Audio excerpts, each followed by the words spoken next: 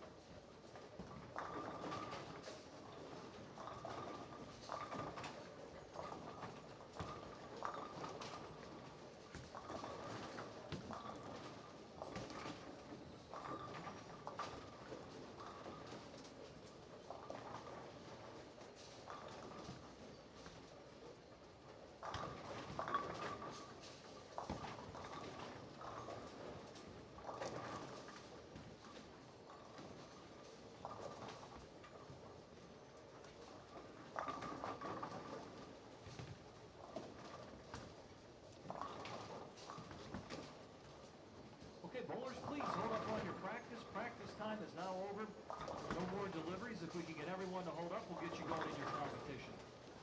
Just a reminder, bowling fans, the use of flash cameras and signing of autographs is strictly prohibited during competition. Also, if you have a cell phone, if you'll turn that to the silent mode, the players would greatly appreciate that as well. Bowlers, if you'll re-rack your pin setters, please. Thank you.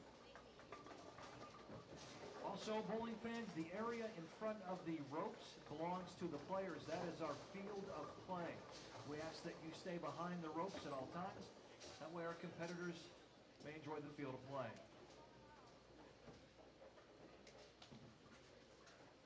Okay, bowlers, the names are up. The scoring arrows are up. You have a full set of pins on the deck. You may begin. Bowling fans, how about a great send-off for round 2 qualifying?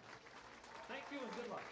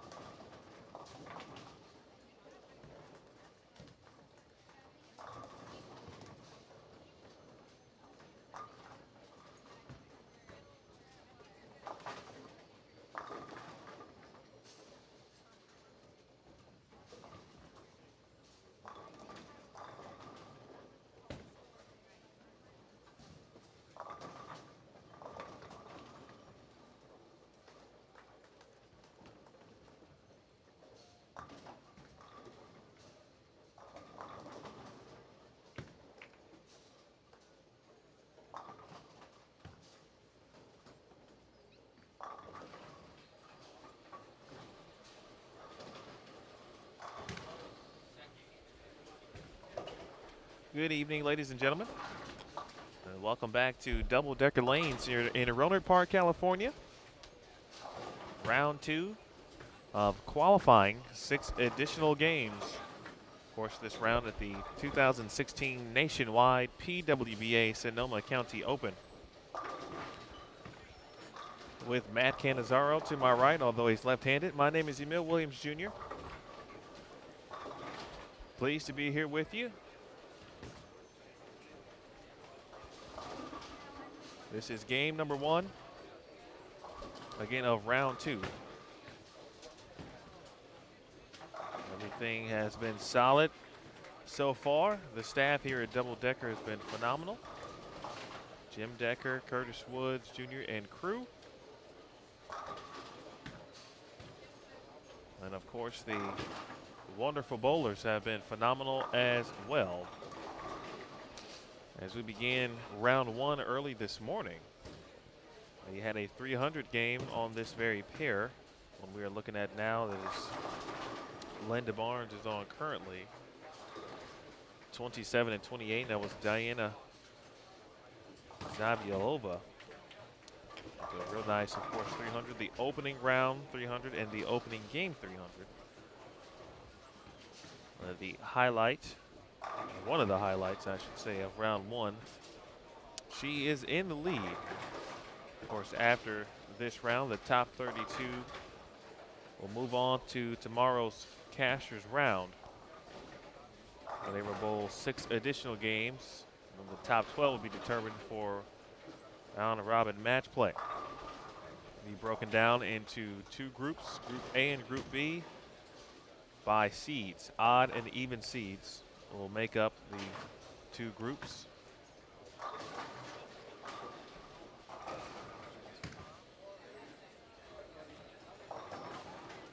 Within the 2 groups, in round-robin match play, including a position round in Game 6, the top 2 women leading their respective groups will be the automatic recipients of the televised stepladder final berths.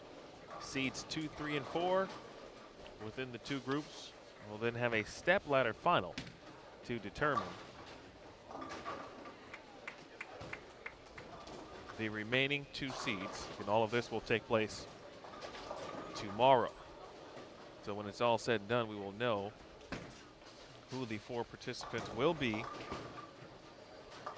The televised TV finals, the show to be taped May 26th in Las Vegas at the Orleans during USBC Queens weekend.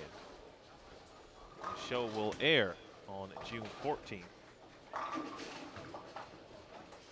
on CBS Sports Network at 9 p.m. Eastern Time.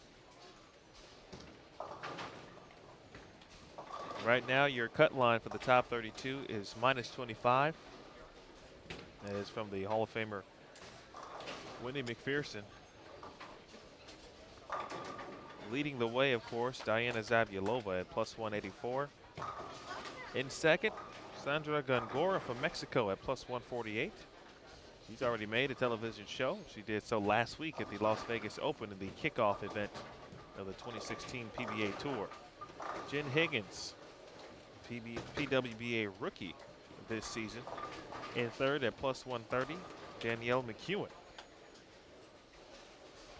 In fourth at +125.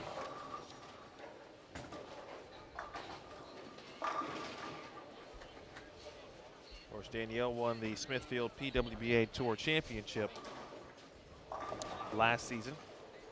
Ashley Galante in fifth at +100. Clara Guerrero, you can see on lanes 25 and 26. She's on the pair with Ashley Perkey, former Wichita State Shocker, 2 teammates there, alums. Leanne Holstenberg and Karen Rosbrom, former Fresno State Bulldog. They're on 25 and 26. Jazreel Tan in 7 at +96. Shannon O'Keefe in 8th at +79. Hui Fin New from Singapore at +76. She is in 9th and 10th. Maria Jose Rodriguez at plus 73. Amanda Green at plus 69 and 11th. Katie Sutphin at plus 67. She is in 12th. Kayla Bandy, plus 65. Kieran Marcano, plus 64. Again, those are 13th and 14th. Kelly Kulik at plus 61, tied with Leanne Holstenberg at 15th. Jasmine Coleman at 54 in 17th place.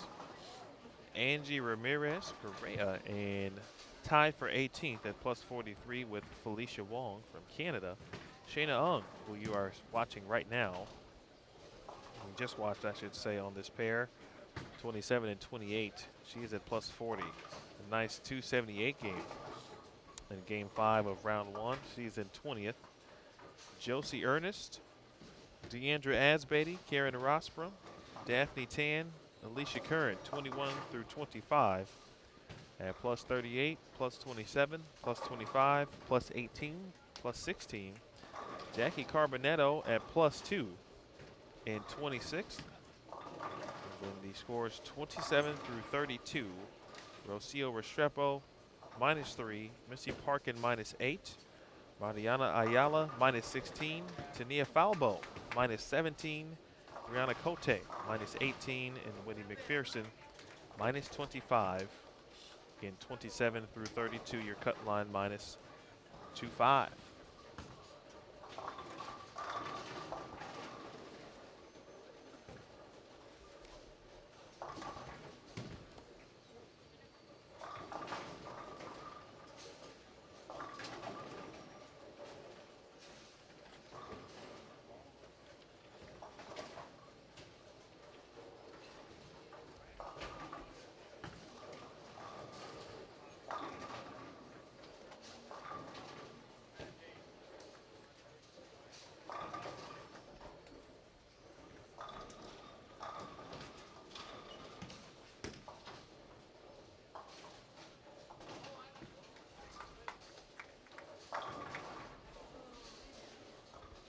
On this pair, Shayna Ung, Linda Barnes, another USBC Hall of Famer, and Lindsay Boomershine.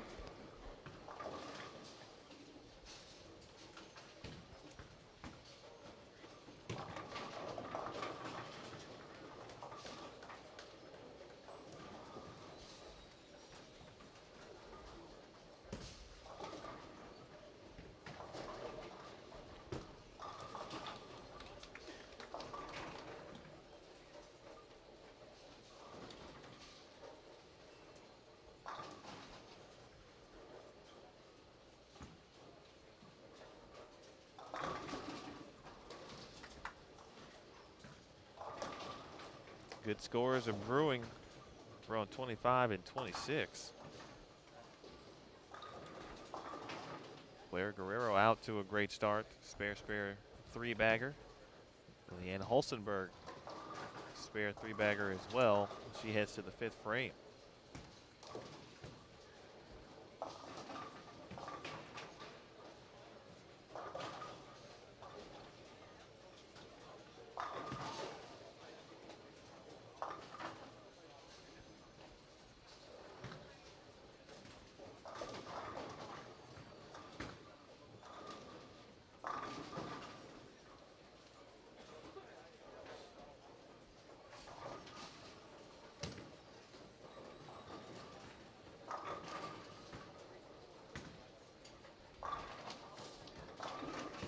Players are bowling on 37-foot pattern.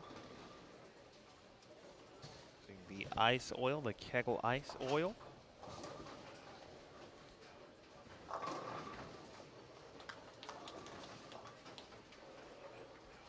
Jacqueline Ferris,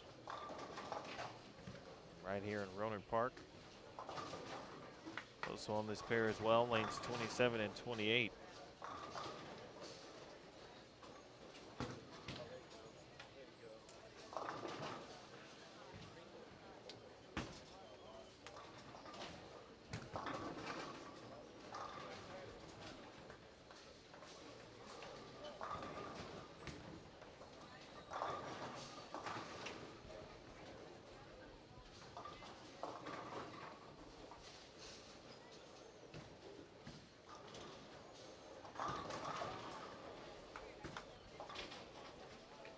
And folks, don't forget, check out PWBA.com. Again, PWBA.com for your qualifying standings. Take a look at the lane pattern. Take a look at the roster as well. If you're curious who is in the field this week,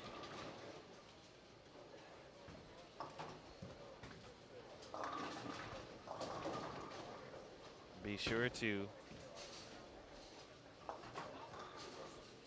like us on Facebook. Follow us on Twitter. In fact, on Facebook, make sure you use the hashtag PWBA goes NW, nationwide, our title sponsor. Use that hashtag on all of your social posts. Specifically on Facebook, if you head over, and an opportunity to win a free Shop PWBA prize pack, compliments of Nationwide. You'll see the graphic. Just click the link and give yourself a chance to win some great gear. Many of these pros will wear throughout. And it's PWBA.com. PWBA Tour on Facebook, at PWBA Tour on Twitter and Instagram. Make sure you head over to that Facebook page for a chance to win.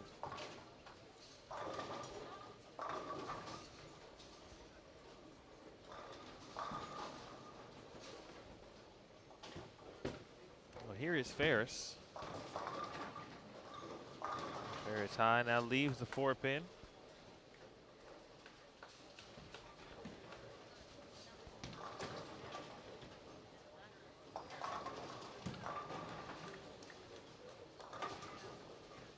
Olsenberg with the spare.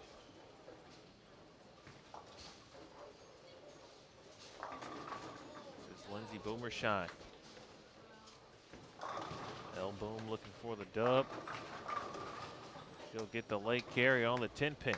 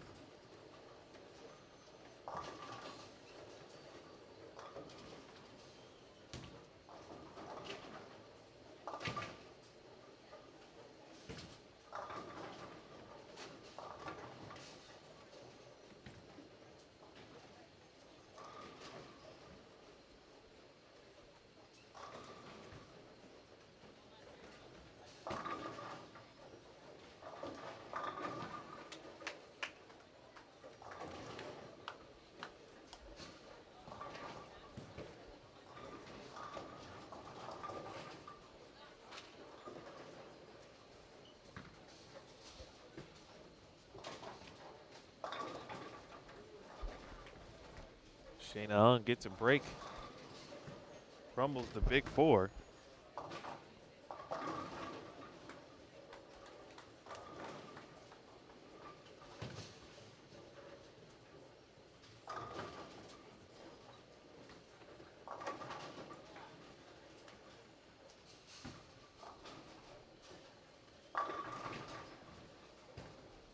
Linda Barnes looking to make up some pins here in game number 1.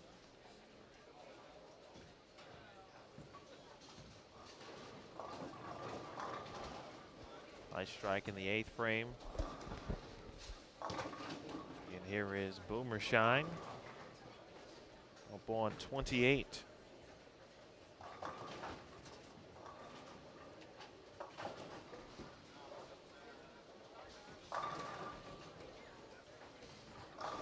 Nearly a 7-10. The 7 goes out late. 10-pin here in the 8th.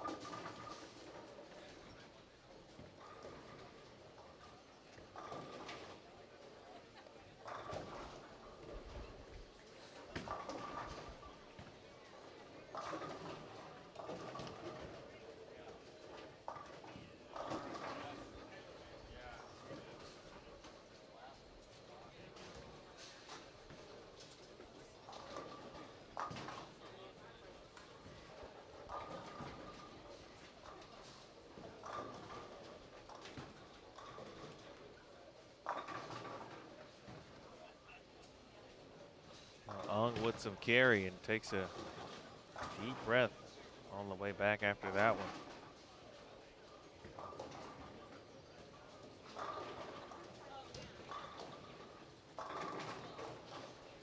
And had 278.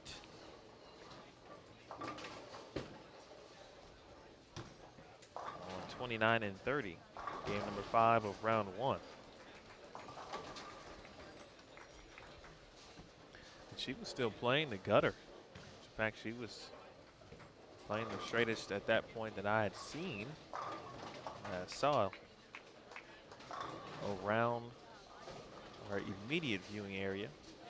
Nice job by Jackie Carbonetto. 3-bagger just off to our right as well. Here is Lindsey Boone. 4-pin for Mrs. Boomershine.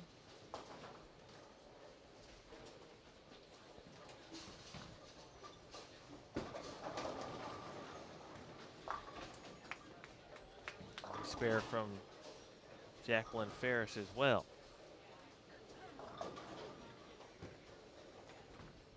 Nice to see some of the local talent in and competing here in the PWBA Tour. We certainly hope to have lots of the local talent, the respective stops, able to compete.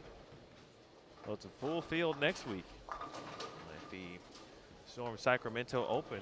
Steve Cook's Fireside Lanes. Matt Cannizzaro will be on hand for you, along with Jason Thomas. JT out and about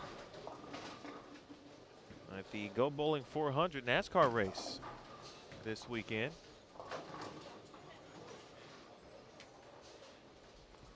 Be sure to check out the race, the highlights of that.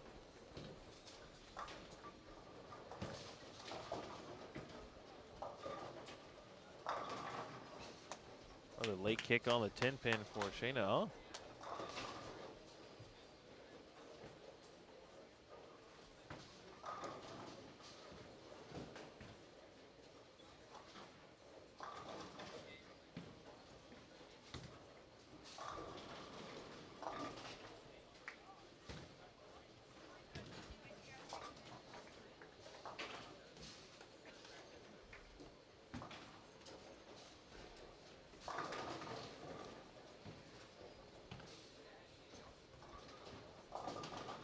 A little bit outside there. First shot for Linda B.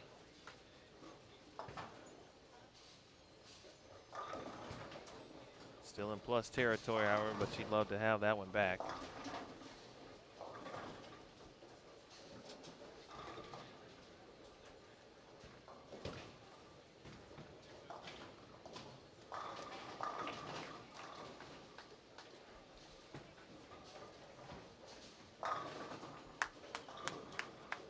Good shot by Ung.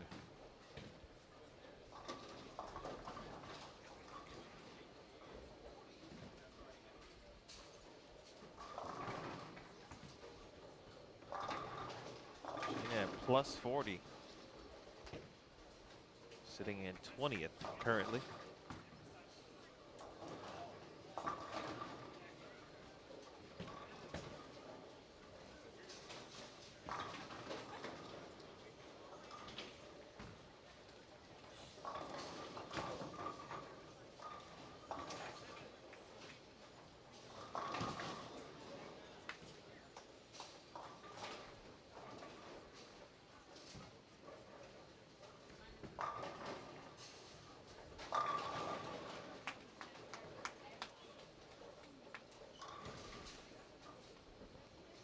Nice job there. Good game from Shayna Ung.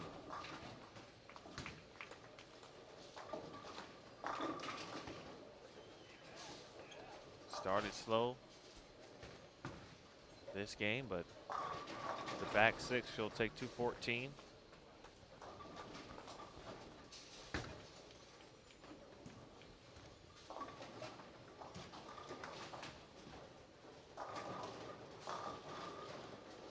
Barnes 204 to begin things here.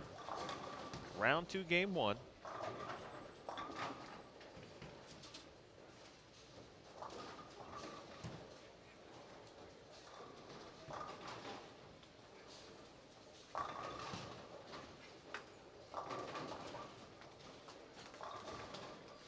shot in the 10th by Lindsay.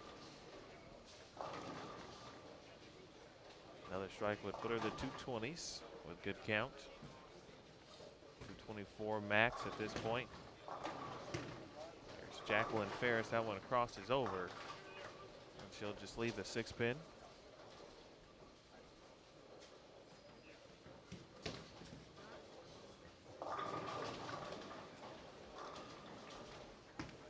Solid 234. Just off to our right from Jackie Carbonetto. 234, her highest game of the day. Sitting at +2. Talk about grinding. 205, 165. 214, 203, 205, 210. +2, and now begins the second round with 234. She'll move immediately down to +36. It's a good way to start by Jackie. Double from Boomershine, so she's in the 220s with good count. Ferris with the spare. We're on 25 and 26. Guerrero can shoot 247.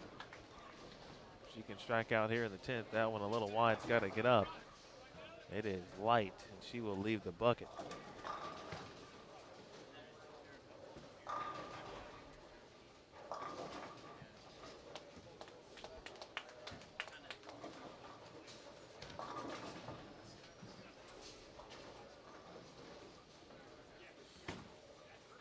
.224 from Boomershine.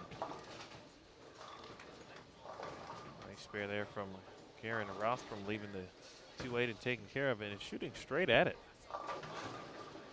That's tough to do.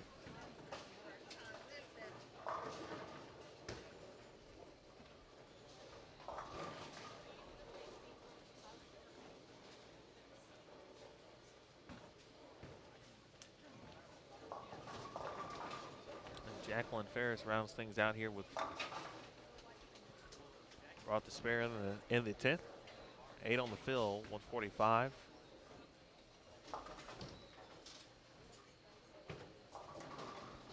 Nice spare from Guerrero as well.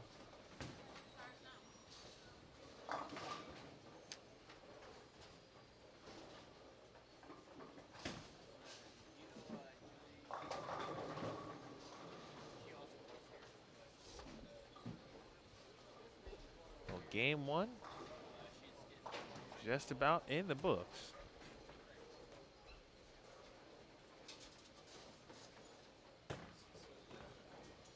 Another shot, ball change by Guerrero to check something out.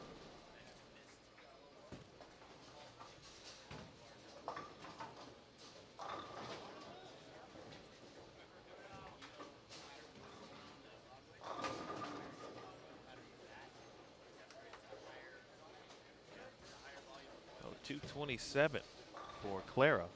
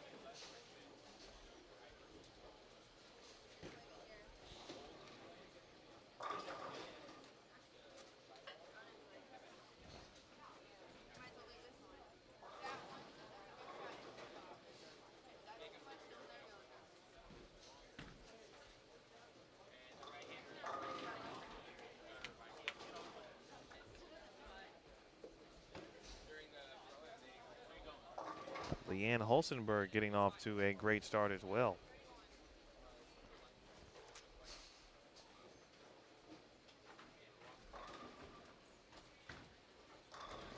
currently at plus 61. Strike here will give her 258.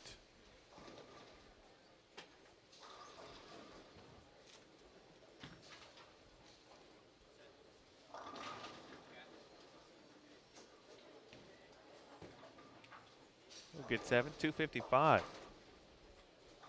Fine start in game 1.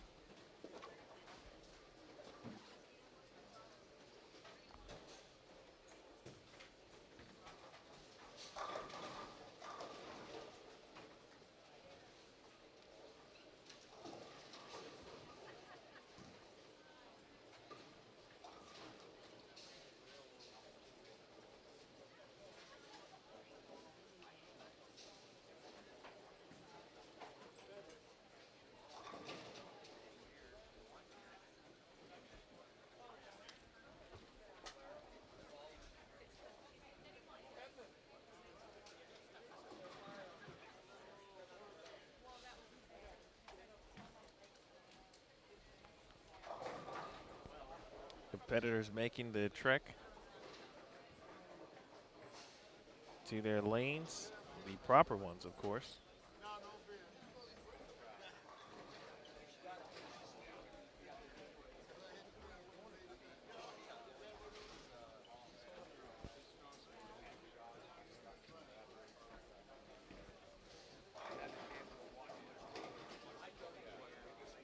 Catherine Rothstorn. Catherine from Tacoma. Competed at was the runner-up, the 2009 Teen Masters. Lost to Danielle McEwen. Spent some time at Adelphi collegiately. Summer Jasmine also on the pair. All with Rocio Restrepo.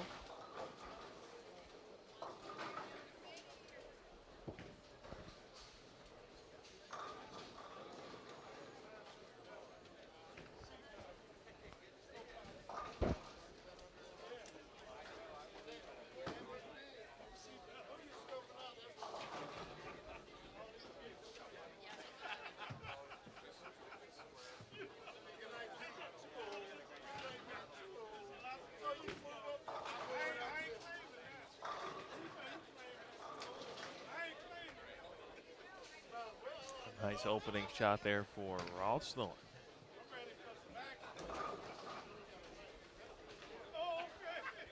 As we get the updates, of course, here once the standings are updated, we'll keep you informed, but be sure to check out PWBA.com.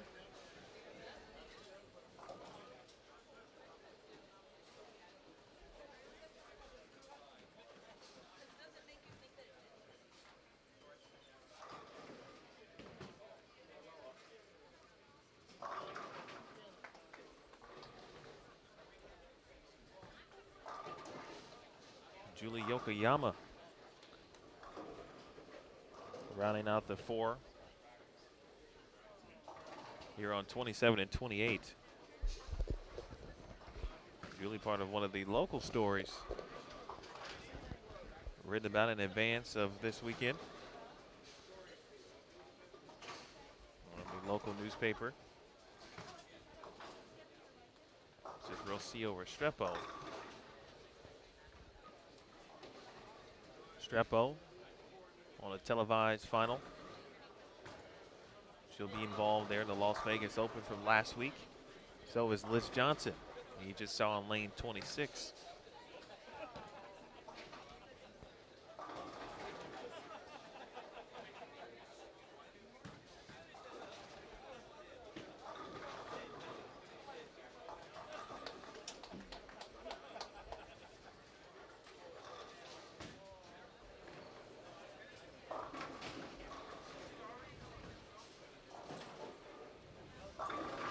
Michelle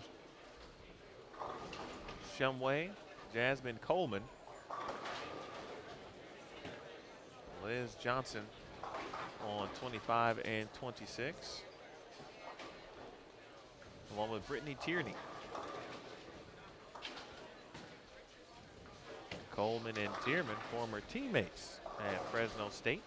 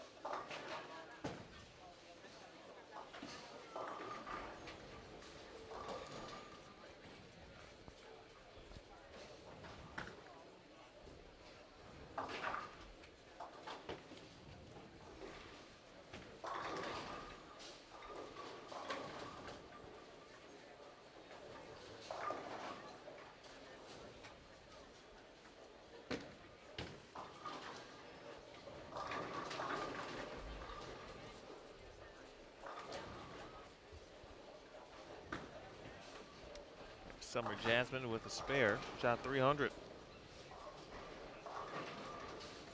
2014 Open Championships. How did you know that? I don't quite have the memory that you do, but Matt Canizaro, of course, the wealth of knowledge regarding the OC and many other things for that matter. I do my best, sir. Might not be able to entertain you, but at least I can educate you a little bit about the history of something. Education, knowledge, important.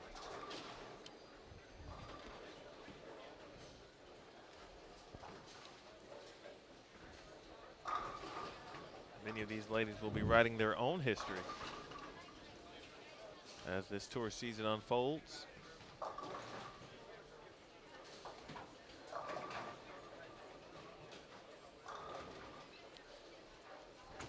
Two of these four off to a pretty good start here in 2016. Liz Johnson looking to add to her legacy. USBC Hall of Famer. Won 3 titles last year, including 2 majors. Already on the first TV show of the year at the Las Vegas Open.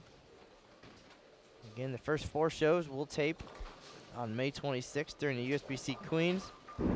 All scheduled to air consecutive weeks, starting with the Queens live show on May 26th, and then the Las Vegas Open on June 7th, and the TV finals of the nationwide PWBA Sonoma County Open on June 14th.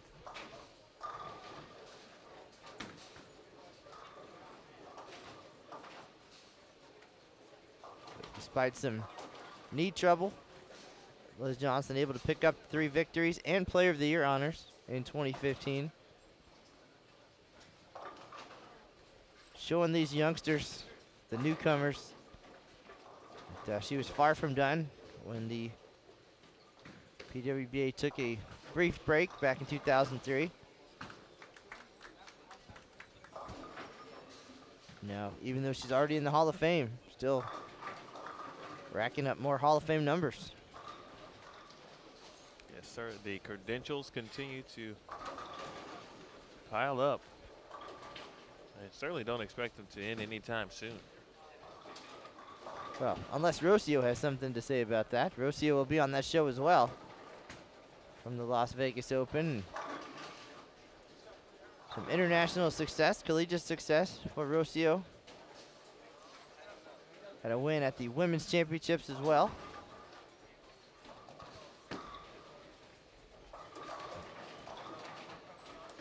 She is still fresh off her collegiate career, just in time for the return of the PWBA.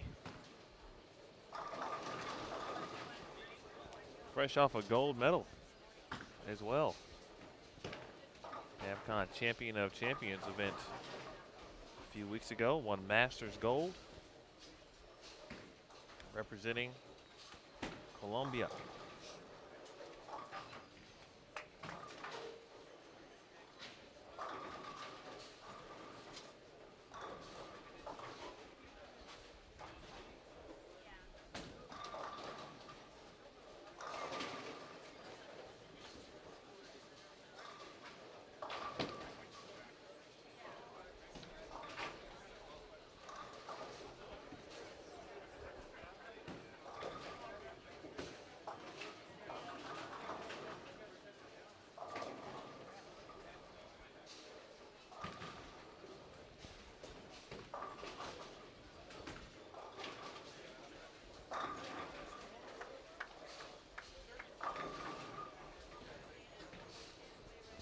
The fans, Matthew, have been in attendance both this morning, and we see them really starting to file in as well.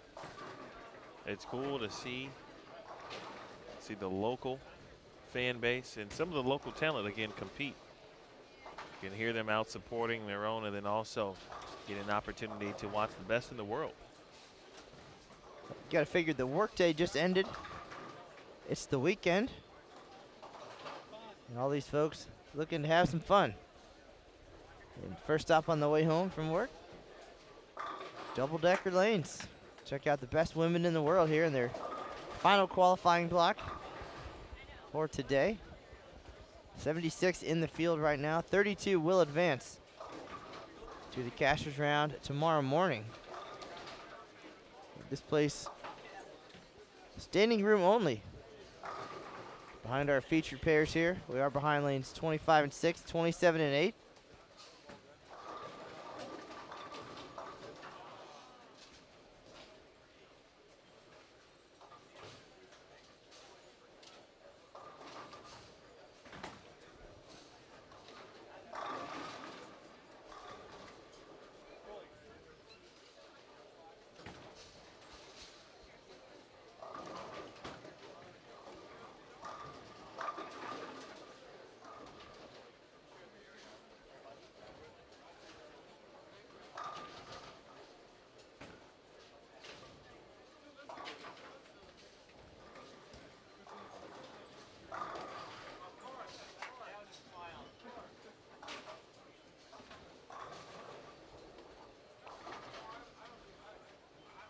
If I'm not mistaken, Julie Yokoyama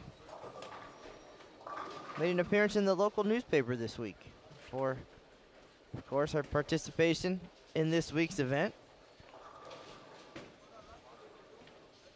They call it the little city of Rohnert Park here.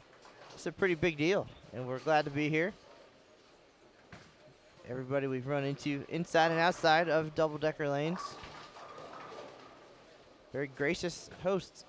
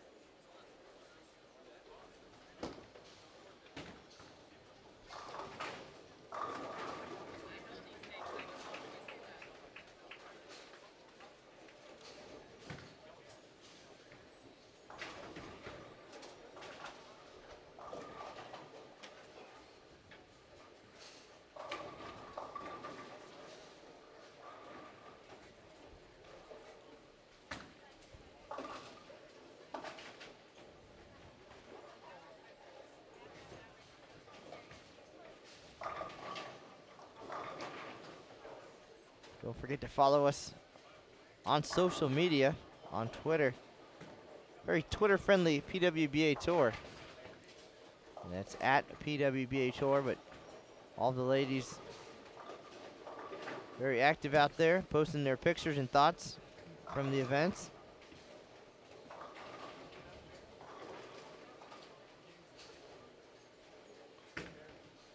And of course the official PWBA Facebook page, all the news and notes, all the behind the scenes action, and as Emil mentioned earlier, little Facebook contest going on.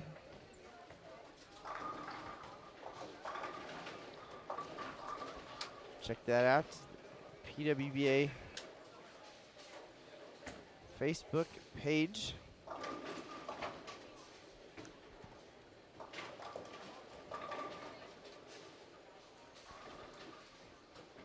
You sign up for a chance to win a free Shop PWBA prize pack.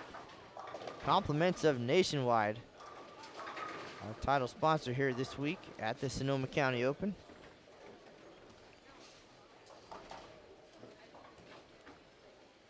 They are selling these t-shirts on site, by the way, and Pretty neat. Has a old-time concert feel to it. Has the schedule for the year on the back.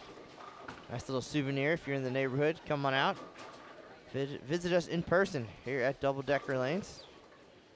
Otherwise, thanks for joining us here on Extra Frame. We'll be here all weekend.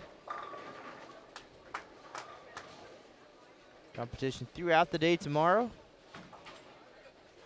concluding with a dual stepladder to determine the 4 seeds for the television finals, which will tape May 26th in Las Vegas.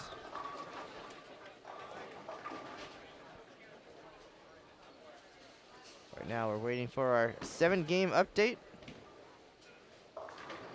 Let's see if that's come through yet.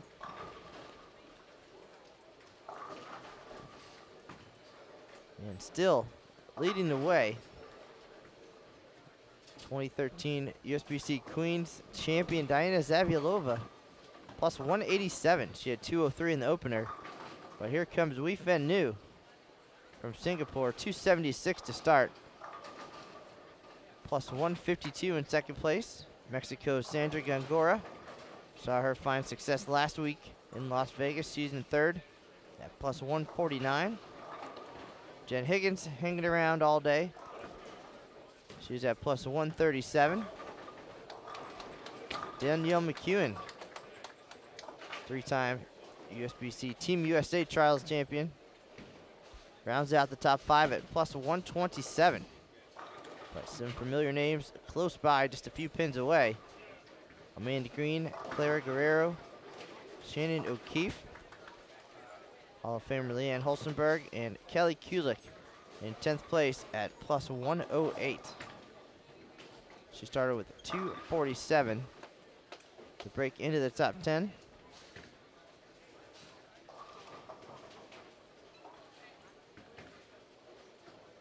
Cut number sneaks up a little bit. It's at minus 21 right now. Minus 21. And a lot of great players just on the outside, including the Hall of Famer Liz Johnson at minus 45. She is 35th, followed by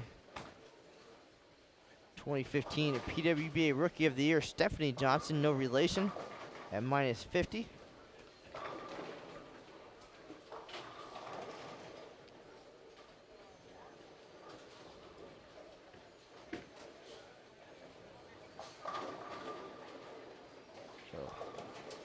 With only 76 players in the field,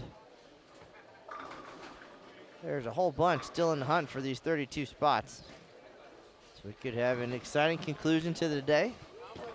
We'll have a recap for you later tonight. PWBA.com. But don't go anywhere.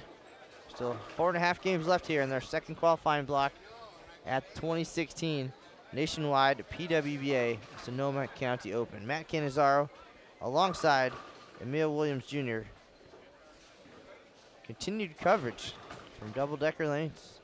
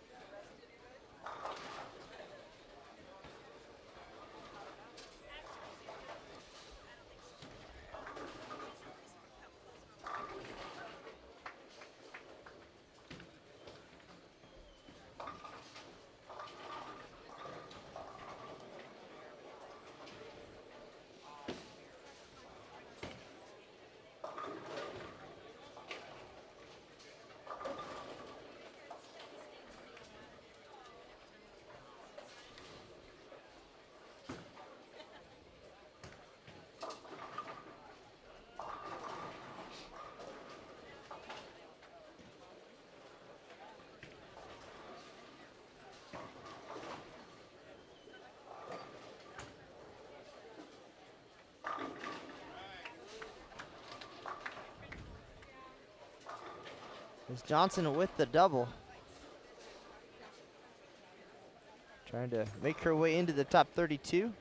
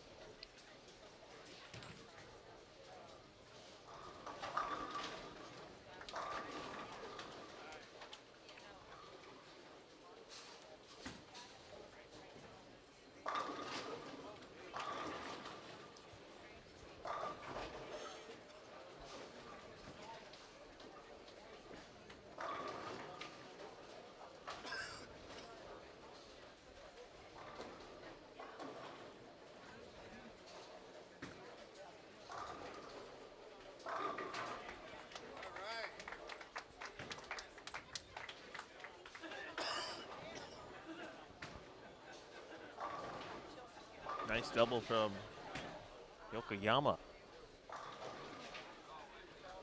All this pair against some of the scorekeepers around, volunteer staff, and the many in attendance. Fans, of course, really getting behind these players, cheering and rooting them on.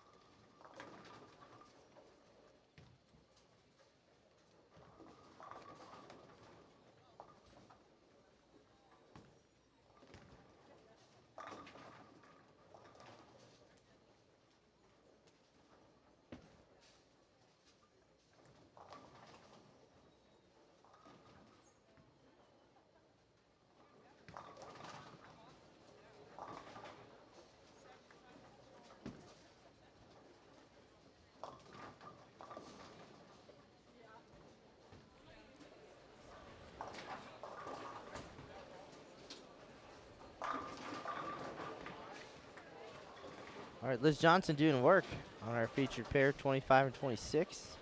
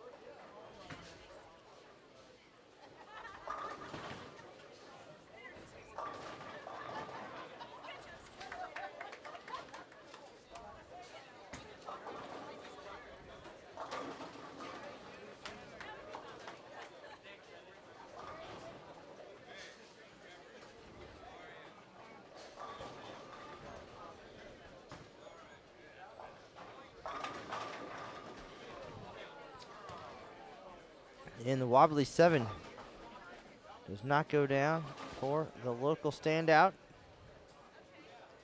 Yokoyama.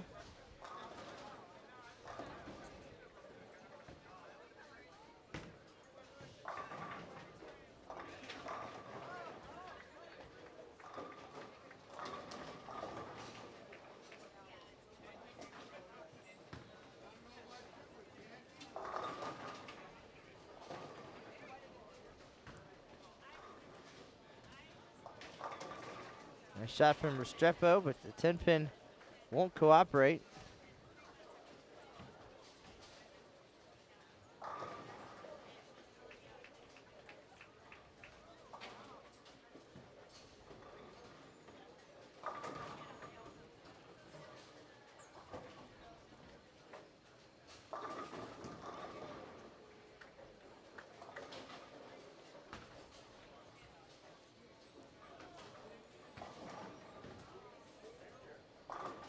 Restrepo 26th at -2.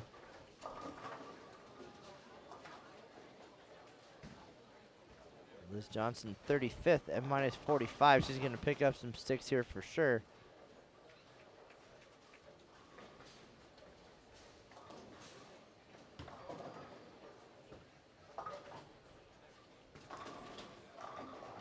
And the miscue from Rocio.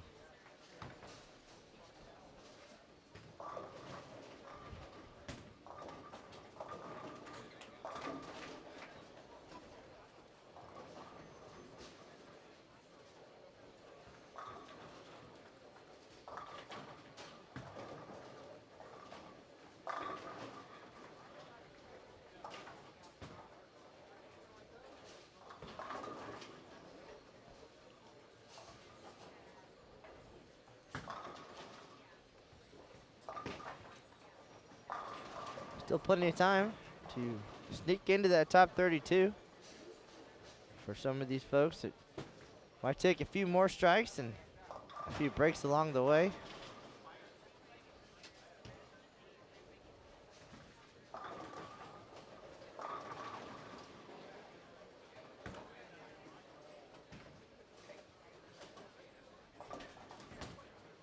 This is game 2 of 6. When it's all said and done today, 12 games will have been completed, and the field will be narrowed from 76 down to 32. Rocio Restrepo led the way last week at the PWBA Las Vegas Open. Looking to continue that momentum. It's going to be a long, probably grueling schedule, but in a good way. These top players get to live their dreams, travel the country, bowling on a professional tour. Next week we'll go to Sacramento, where our defending champion is Alicia Curran. The PWBA Storm Sacramento Open will take place at Steve Cook's Fireside Lanes, May 12th to the 15th. That was the first standard event of the new PWBA. Things kicked off last year with the USBC Queens. And then a few weeks later, it was on to Sacramento for the first standard tournament, won by Alicia. A dream coming true right off the bat.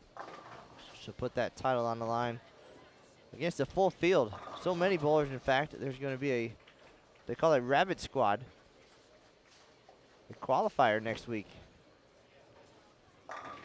We'll have the details on that on pwba.com. As far as the details and how that works and who's eligible, how many spots will be available.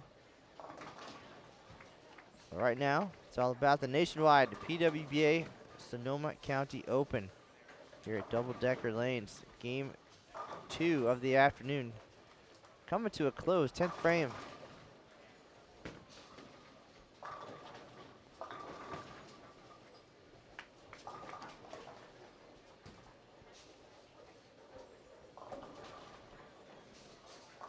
show Emil this 37-foot lane condition.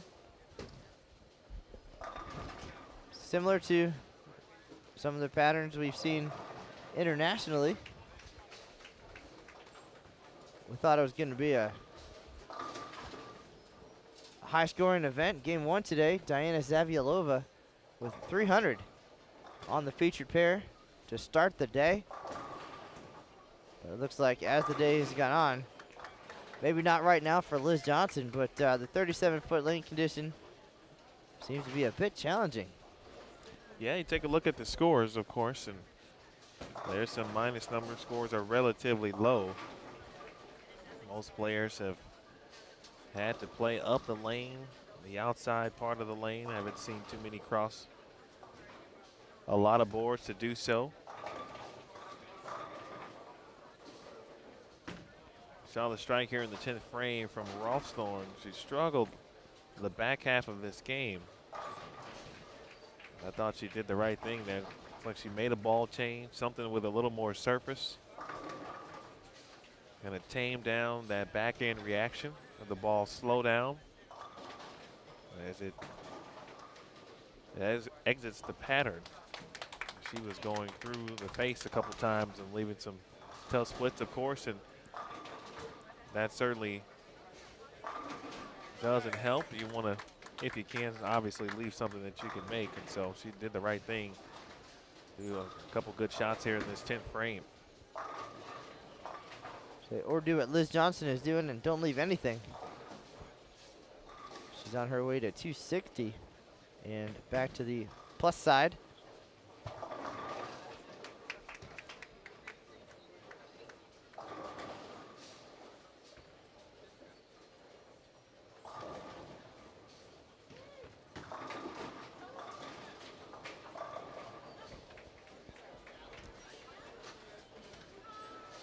It has had one 200 game so far today.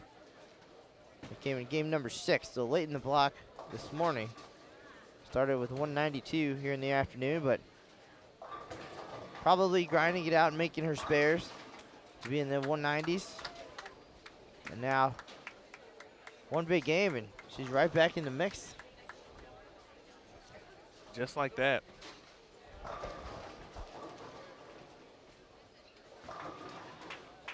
Looks like some big scores, one pair to the left. 198, 220, 236, 237.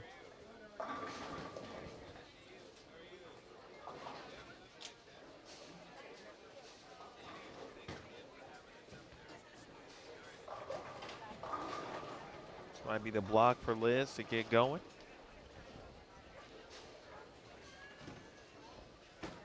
I know for me, seeing the stats, of course, and how she fared earlier.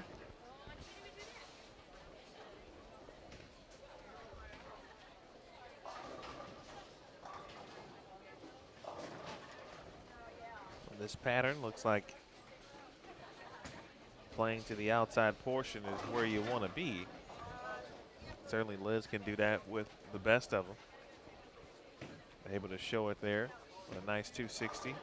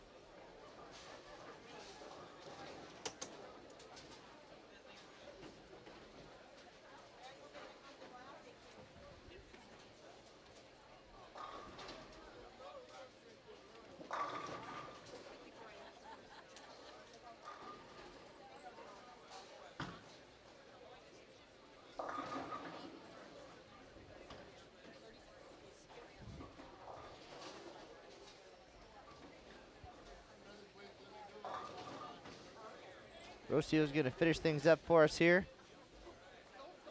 on 27 and 28. For match play tomorrow, this pair will be dark. We'll be using 25 and 6 and 29 and 30, so we'll move things around a little bit. We'll still have 2 pairs though. Should be a little bit different look.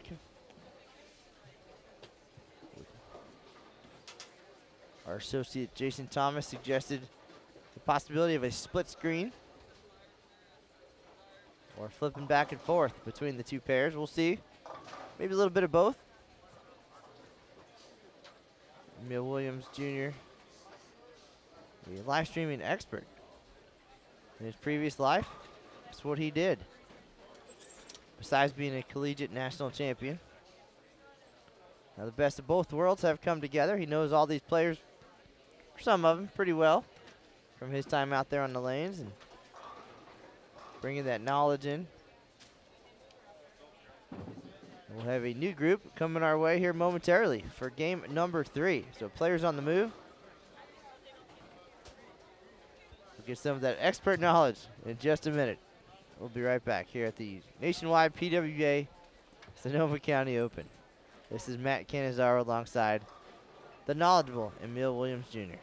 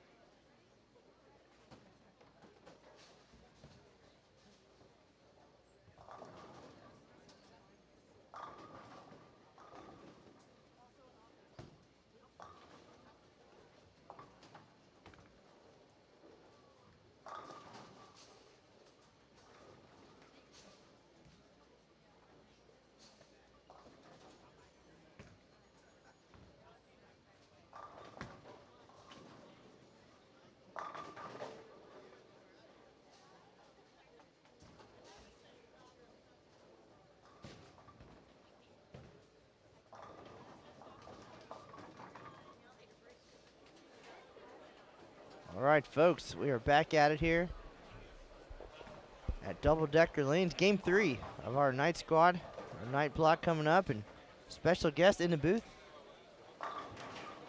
Michael Fagan. Good evening, gentlemen.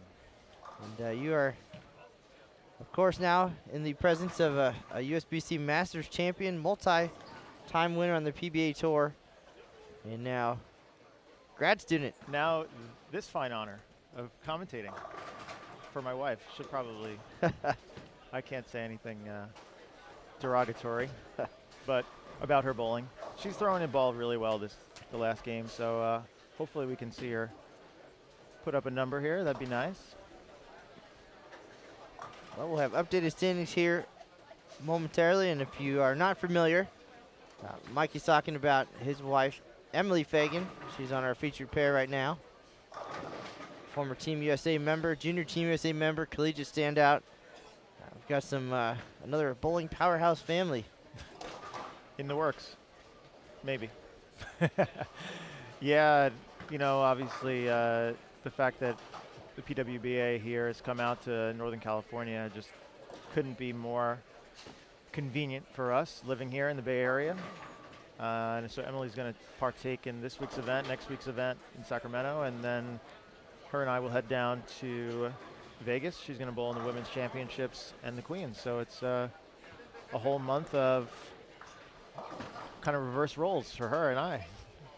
Now you guys have had the chance to live the bowling lifestyle a little bit, and now you're focused on school and real life.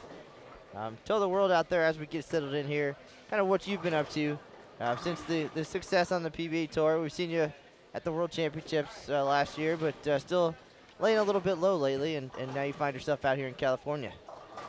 Yeah, so basically at the end of last summer, I stopped competing full-time on the PBA Tour. Started my MBA at Cal Berkeley Haas School of Business. It's been a fantastic experience, just learning so much. It's a great challenge. It's very fulfilling, opening up a whole new set of opportunities for me going forward. So it's been a fantastic journey so far. Fortunate enough to kind of still keep dipping my toe into bowling through a couple of ESPN appearances with the PBA, like the PBA League, which airs this Sunday, folks, 1 p.m. Eastern on ESPN. Make sure you check that out. That was one of the best events in bowling. I'm really glad to be a part of that. And I just finished up my first year at Cal, and it's been fantastic. So I'm going to kind of dip my toe into corporate America and see what comes out of it, and hopefully continue to stay close with bowling and contribute how I can. All right, we saw you on the World Bowling Tour Finals as well.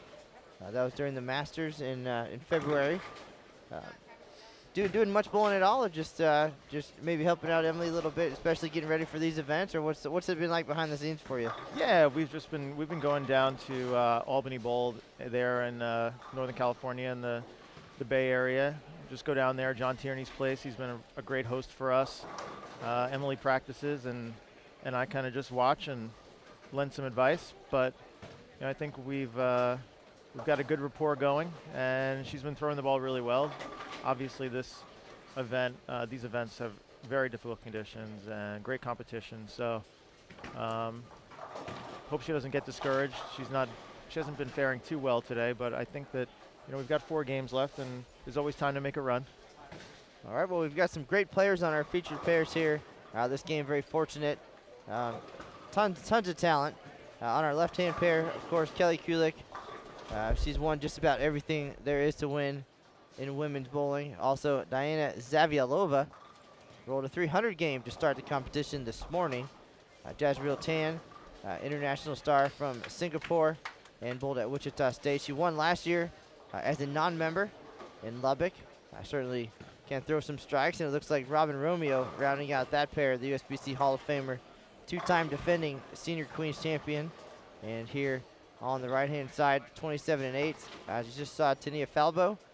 And we're also joined by, of course, Emily Fagan and former Wichita standout Canadian Felicia Wong. So a lot of great talent here in this game. And Mike, you've been here all day long, and you're an analytical guy, and I'm sure reading lanes and ball reaction. And what have you seen kind of as we've rolled through now almost 12 games?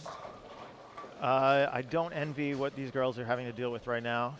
The conditions are extremely difficult, and there really hasn't been a whole lot of the lanes opening up.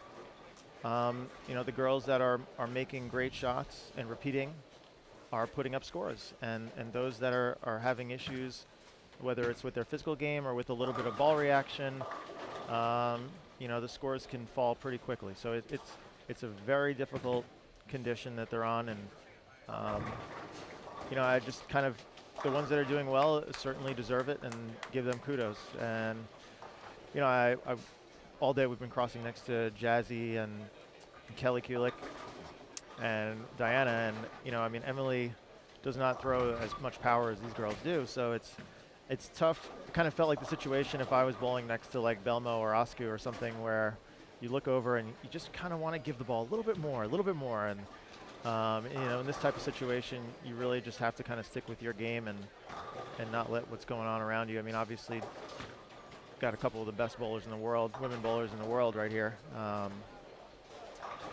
and they're making the conditions look a lot easier than they are. I guarantee you, they're extremely difficult. Well, we do have a new leader for the first time since game number 1 this morning. Again, Diana shot 300 to open things up. Wei Fen Nu now making some moves here for Singapore. A 276, 268 start here in our afternoon block. Pretty good deal there. She's gone around Diana. Diana now in second place. Wei Fen Nu plus 220. And our last 4 games, 224, 237, 276, 268. Pretty amazing. You mentioned, you know, a lot of our players grinding. Liz Johnson was grinding through the first 6 games or so and came back with 260 to jump herself into the top 32. But Wei Fen Nu plus 220. Diana Zaviolova plus 209. Danielle McEwen in third at plus 183. Ashley Galante up to fourth, 190, 279 here in the second block to get to plus 169. Kulik on our featured pair right now at plus 156. Amanda Green plus 155. Shannon O'Keefe 238, 237 to get to plus 154. Claire Guerrero, couple big games, 152 over. Jen Higgins down to 9th place, but still in the top 10, and she's been there all day long at plus 151. Sandra Gongora rounding out the top 10 at plus 127. So some pretty good scores at the top of our standings here in the second round. And you know, we talked about how important it was to have that break in between, a pretty long break. Good time to talk about strategy, game plan, equipment. For you guys, Mike, you and Emily, and maybe anybody else who was hanging out for the break, was that an opportunity for you to talk about what you saw the first 6 games, or is that a time to put it aside and not talk about bowling? No, you know, you want to be able to have a conversation about it and make sure that you're addressing some of the issues. Obviously, these conditions are extremely difficult to replicate, whether it's the pattern, whether it's the topography, whether it's the atmosphere. All of those things are extremely difficult. So that first block in any, you know, big event or new event for a lot of these players, it's going to be a lot different feeling. And so, I mean, getting done with that first block and kind of getting the experience, it's going to be a little easier for some of the girls to settle in the second block and, you know, get a little more comfortable. They've seen the pattern once, they're about to see it again, and they're able to make those adjustments. I mean, every bowler here they wouldn't be here unless they've had some success somewhere in the past, and every girl here knows how to throw strikes. So it's a matter of just getting confident, getting lined up, and feeling confident again. And those type of feelings, the bowling's a very mental game. So I mean, when you're getting into these positions where, you know, there's a lot of tension, there's a lot of nerves, there's a lot of tension in the air, and it can really weigh on you if you're not used to that. Well, we've done a lot of talking with these players, with the PWBA coming back and just getting different perspectives. I get to spend time doing some feature stories in the off-season, talk to Carolyn Doran-Ballard a little bit about her comeback. Of course, we have the generation that was on tour back when it existed in 2003 and prior. And then this new generation is pretty amazing. Just looking from one end of the center to the other, just how relevant all these players have been, how familiar their names are. Even without a tour, they stayed busy and they stayed active, whether it was in the few events that they did have or in the PBA or internationally. But this is a pretty amazingly talented field, and we saw that with the rookie class last year, if you could even call it that. And we're seeing it again already here in 2016. It's pretty amazing just to see the progression through the junior Team USA, the high school collegiate, and then on to this level. And it's a learning experience for sure, like you said, and knowing you know, the mental aspects of it and what it takes from week to week. And now they're living the life that you've lived for many years now. And you know, you had the same learning curves, I would think, when you went out there at first. Oh, absolutely. Yeah, when I first started, the learning curve was extremely high. I mean, I had things that I was good at, and the PBA conditions basically exploited the things that I was not good at. So it was a learning process. Even 10 years in, it was still a learning process. So I mean, there's always something that you can learn out here, and there's always little mistakes that you can avoid making. So it's a matter of just getting some games under your belt, getting some tournaments, and knowing what to expect and seeing it and being comfortable with it. And I give a lot of these girls credit because they've come out of college. It's fantastic to see them being able to live their dream. And a lot of them that didn't have the tour behind them, they kept with it, and now they've really got a place to shine, and a lot of them are taking advantage of it. Well, we've got a full house, almost 80 entries this week, and now that the workday's over, a lot of bowling fans, and a very welcoming community here in Rohnert Park. And Curtis Wood's doing a great job here, and the Decker family, of course, just really rolling out that red carpet, as cliche as it is, for the players, making them feel comfortable. And we'll be here again all day today. This is the second block of qualifying, game number 3. And once 12 games have been completed, we'll cut the field down from 76 to 32. They'll be back on the lanes tomorrow morning for 6 more games before we cut to the top 12 for match play. And it's going to get a little crazy and a little exciting with the dueling step ladders. But we're looking forward to having that all for you here on Extra Frame. This is Matt Canizaro alongside Emil Williams Jr. and Mike Fagan, PBA standout turned student here temporarily. One more year in the program, and we'll see where the world brings me after that. But it's been a great experience. I couldn't have done it without bowling. The people at Cal, they loved my story. They thought it was really fascinating that I got to travel the world and be a professional bowler and kind of live my dream. And that was one of the biggest reasons why I was able to get accepted into this high-profile program, because having this story of being a bowler and being able to travel the world and have all those experiences it's a big part of my life. It's a big part of my story. And at the end of the day, they found it fascinating, and that's one of the reasons why I got accepted into the program. And I'm thrilled to be there, and it's great to be able to share my bowling story with a lot of people that really have never experienced the sport. So in theory, when I'm ready for the next level or a similar step, I can use that story as well, because I have traveled the world with Mike Fagan. Absolutely. We have crossed the globe. Of course. International experience is extremely valuable these days. Anytime you can cross borders and have cross-border networks and relationships. I've met a lot of great people around the world, and it's been a dream come true for me to have friends in Europe and Asia and South America and the Middle East. I mean, it's just great to meet people from everywhere and just experience the cultures that are in this great world. Well, we certainly miss seeing the king of swing out there on the lanes, but definitely wish you the best in the new career, and I'm sure we'll see you out there again soon. But right now we're talking about international travel and success, and a couple of our international players striking strikes on our featured pair, Jazriel Tan with the front 5. And she's coming into this game in 14th place at plus 98. Diana trying to regain her place atop the standings. She's bowling well still, 2-0, 220 here in our second block, but Wei Fen Nu having a great start. And not sure where she's bowling this game, but we'll certainly keep an eye out after the 276, 268 start. But Diana now working on 3 in a row, looking to make it 4. She gets that one back. Again, we talked about the strategy in playing this 37-foot pattern, Mike. Now, I'm sure you guys came in, analyzed that a little bit, had an idea in practice. Is it playing like you expected it would? It's playing extremely flat in the middle of the lane. It's playing. There is a little bit of hook to the right if you can get the ball started properly, and that's one of the big advantages that Diana has over a lot of the women, because of her roll is so heavy that she can still be aggressive with it and get it going to the right, whereas a lot of girls their roll isn't quite as heavy, so if they get the ball going to the right, it just over skids.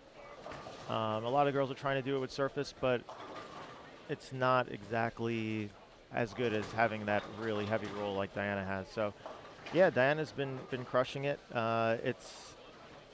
It's one of those situations where you get out there and you try to adjust.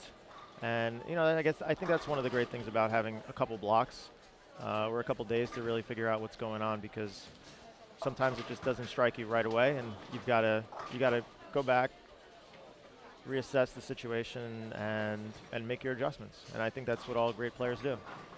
Well, these events compared to the majors, of course, this is a sprint. They come in and practice in 12 games of qualifying all in one day. The idea, of course, to kind of ease into the tour and give them a chance to continue careers at home and still have a chance to travel. But the condensed format certainly makes that a little more challenging. You know, there's not necessarily a tomorrow. You do have the next block, so you can kind of rethink the strategy a little bit. But a lot of quick thinking needs to be done out there, I would think. And that's where some of that experience comes in, and the coaching. So many of these players gone through, you know, the collegiate ranks, especially the talented programs. Wichita State, we see a lot of shockers out here on the tour. And for our more experienced players, I guess, it's just trying to rely on what they were good at before. Even talking to Carolyn, you know, she tried to throw the heavy roll and do the different things that the younger players are doing and the new generation. And she was able to just go back to her A game, which is you know, a little bit straighter is greater, make your spares, and especially on a condition like this where you can just grind and make your spares and you're going to be in it. The number right now after 8 games is minus 35. Yeah, the girls are bowling on some really tough conditions.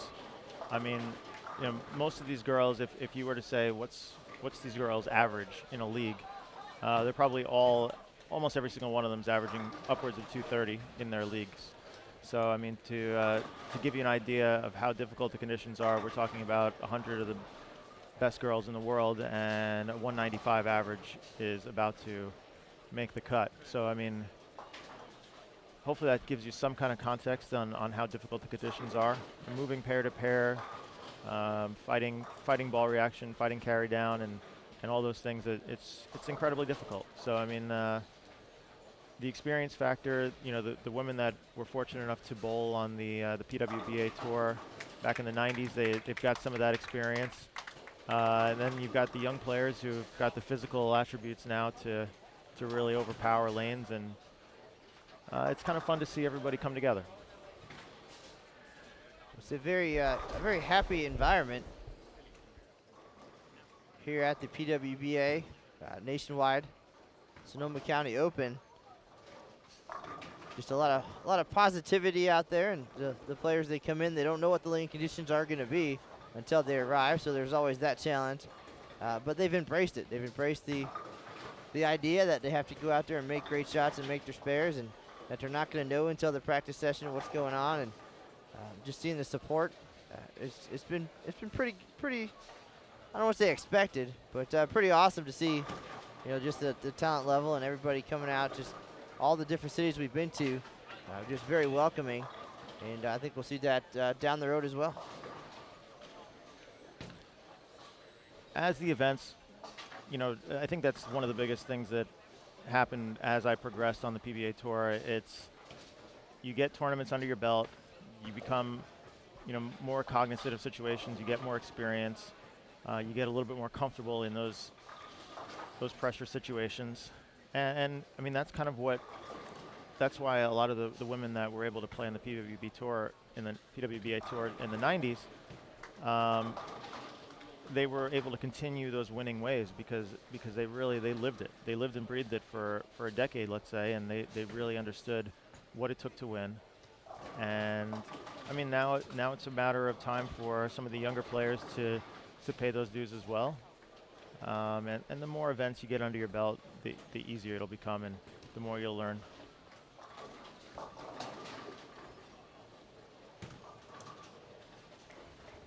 Here's Kelly Kulik stepping up on lane 26, looking for 5 in a row here.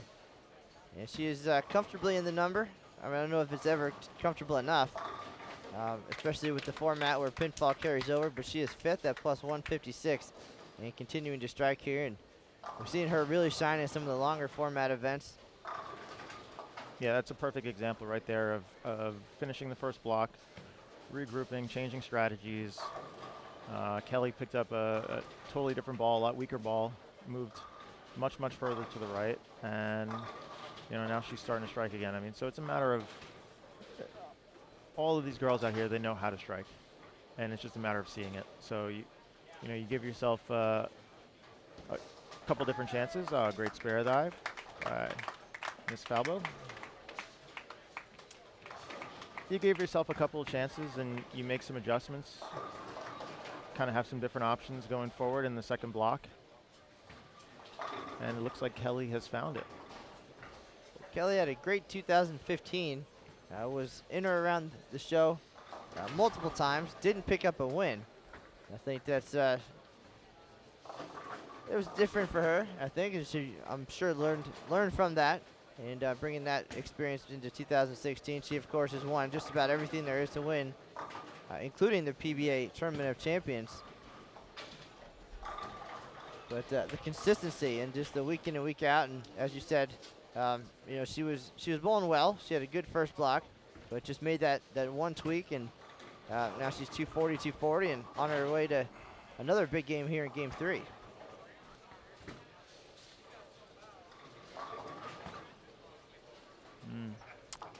Well, I think it's my time to head out of the booth, gentlemen. Thank you for having me. I'm going to go back to being coach and ball boy, and I appreciate you guys. Enjoy the rest of the season. I'm sure I'll see you at a few different events, and maybe I'll get on Extra Frame again with you guys. All right, sir. Thank you. Ladies and gentlemen, that was Mike Fagan, PBA champion. Do appreciate the analysis. And he's going to go be the ball rep for his wife, Emily Fagan, as we get to the final stages here of qualifying at the nationwide PWBA Sonoma County Open. Running out of room to make a move into the cut number. Right now that number is minus 35. Christina Wendell. Right behind her, though, Rocio Estrepo, minus 38. Mariana Ayala, minus 48. Stephanie Johnson, minus 55. Natalie Goodman, minus 56. Deandra Beatty, minus 60. So plenty of players still in the mix here, with just over 3 games to go. Emil talked about the format a little bit earlier. The top 32 will advance from the field of 76. They'll come back for 6 more games tomorrow, and then we'll cut down to the top 12, which will be split into 2 different groups. The odd number players, Group A, even numbers in Group B. There'll be 5 games of round robin match play, then a position round. At that point, the leader in each group automatically making the TV show. And then the 2, 3, 4 in each group will bowl a step ladder to determine the final 2 seeds for the TV show, which will tape May 26th and air on June 14th.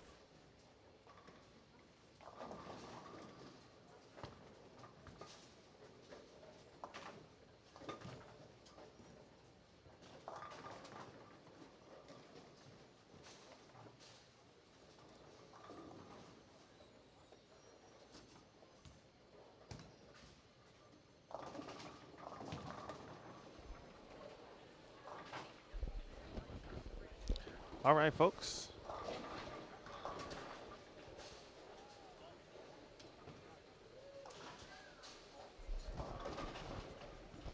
Word on the street is Leanne Holsenberg has the front 9. All the way down, I believe on the high end of the house. Mr. Canizaro out to hopefully record perfection.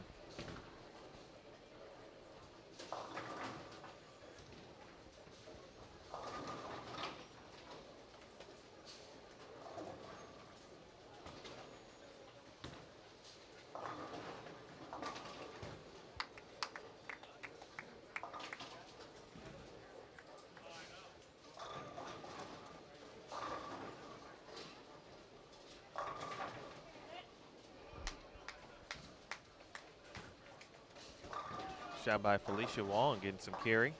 Nice messenger to take out the 7-pin.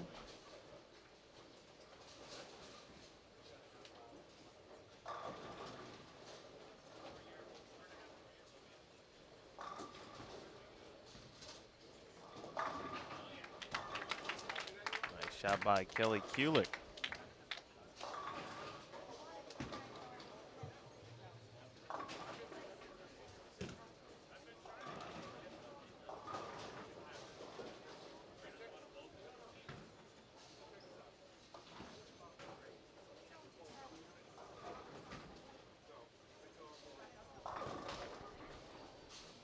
Kulick can shoot 270 with 2 more here in the 10th.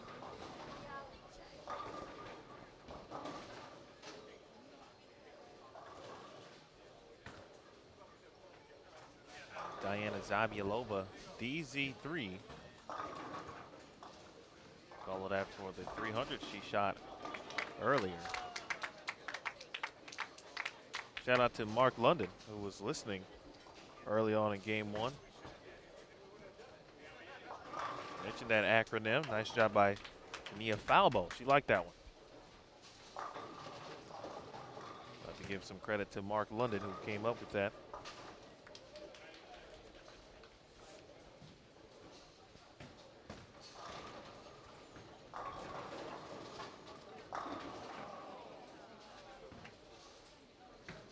Ring 10 there for Kelly.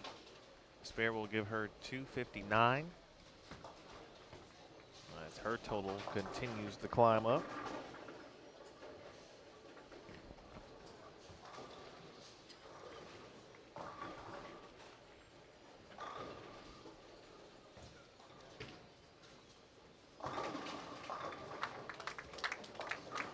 Another one for DZ. One more will give her 234. Here's Emily up in the 10th frame.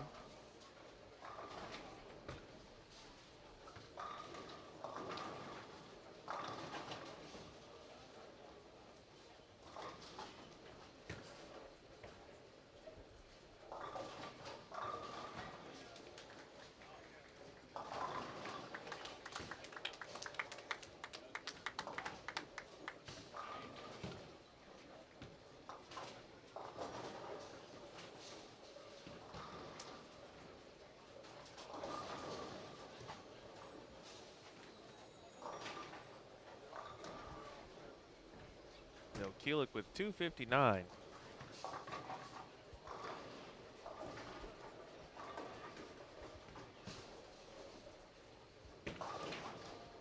Here in game 3.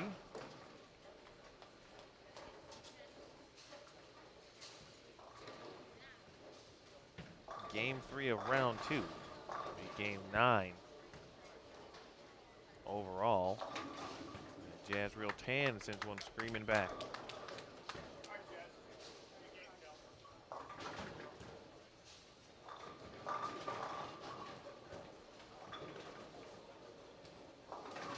Good scores on 25 and 26. Felicia Wong, another Wichita State Shocker alum.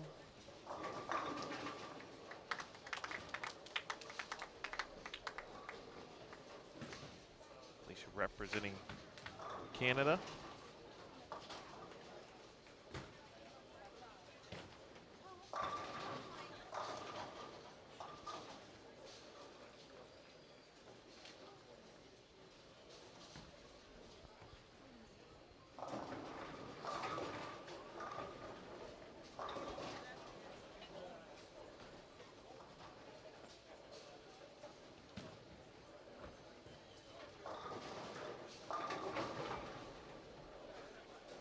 Nice ending shot there from Emily Tinback. Long, another strike as well.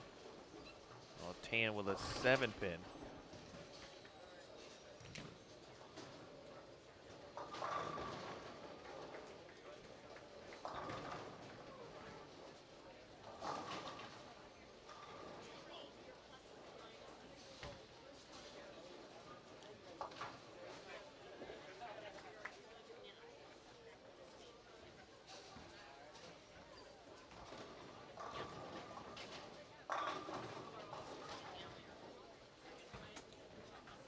Nice 10th frame from Felicia Wong.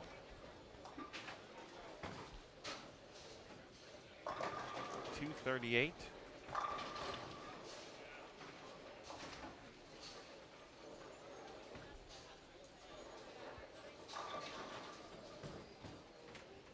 Rose Wolar finishing things up. Off in the distance there, CDB with a solid 8-pin.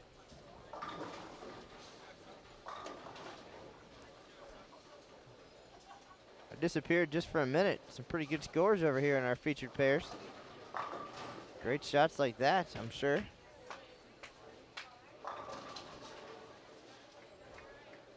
I saw a not so great shot, and I got blamed for being the rain cloud. USBC Hall of Famer Leanne Holstenberg had the front 9, left the 4-7, almost a 4-7-9 on her 10th shot. Kathy said she's not going to call me over anymore. We're 50-50 on the day. Diana Zavulova with 300 in the opening game today. We were both right here.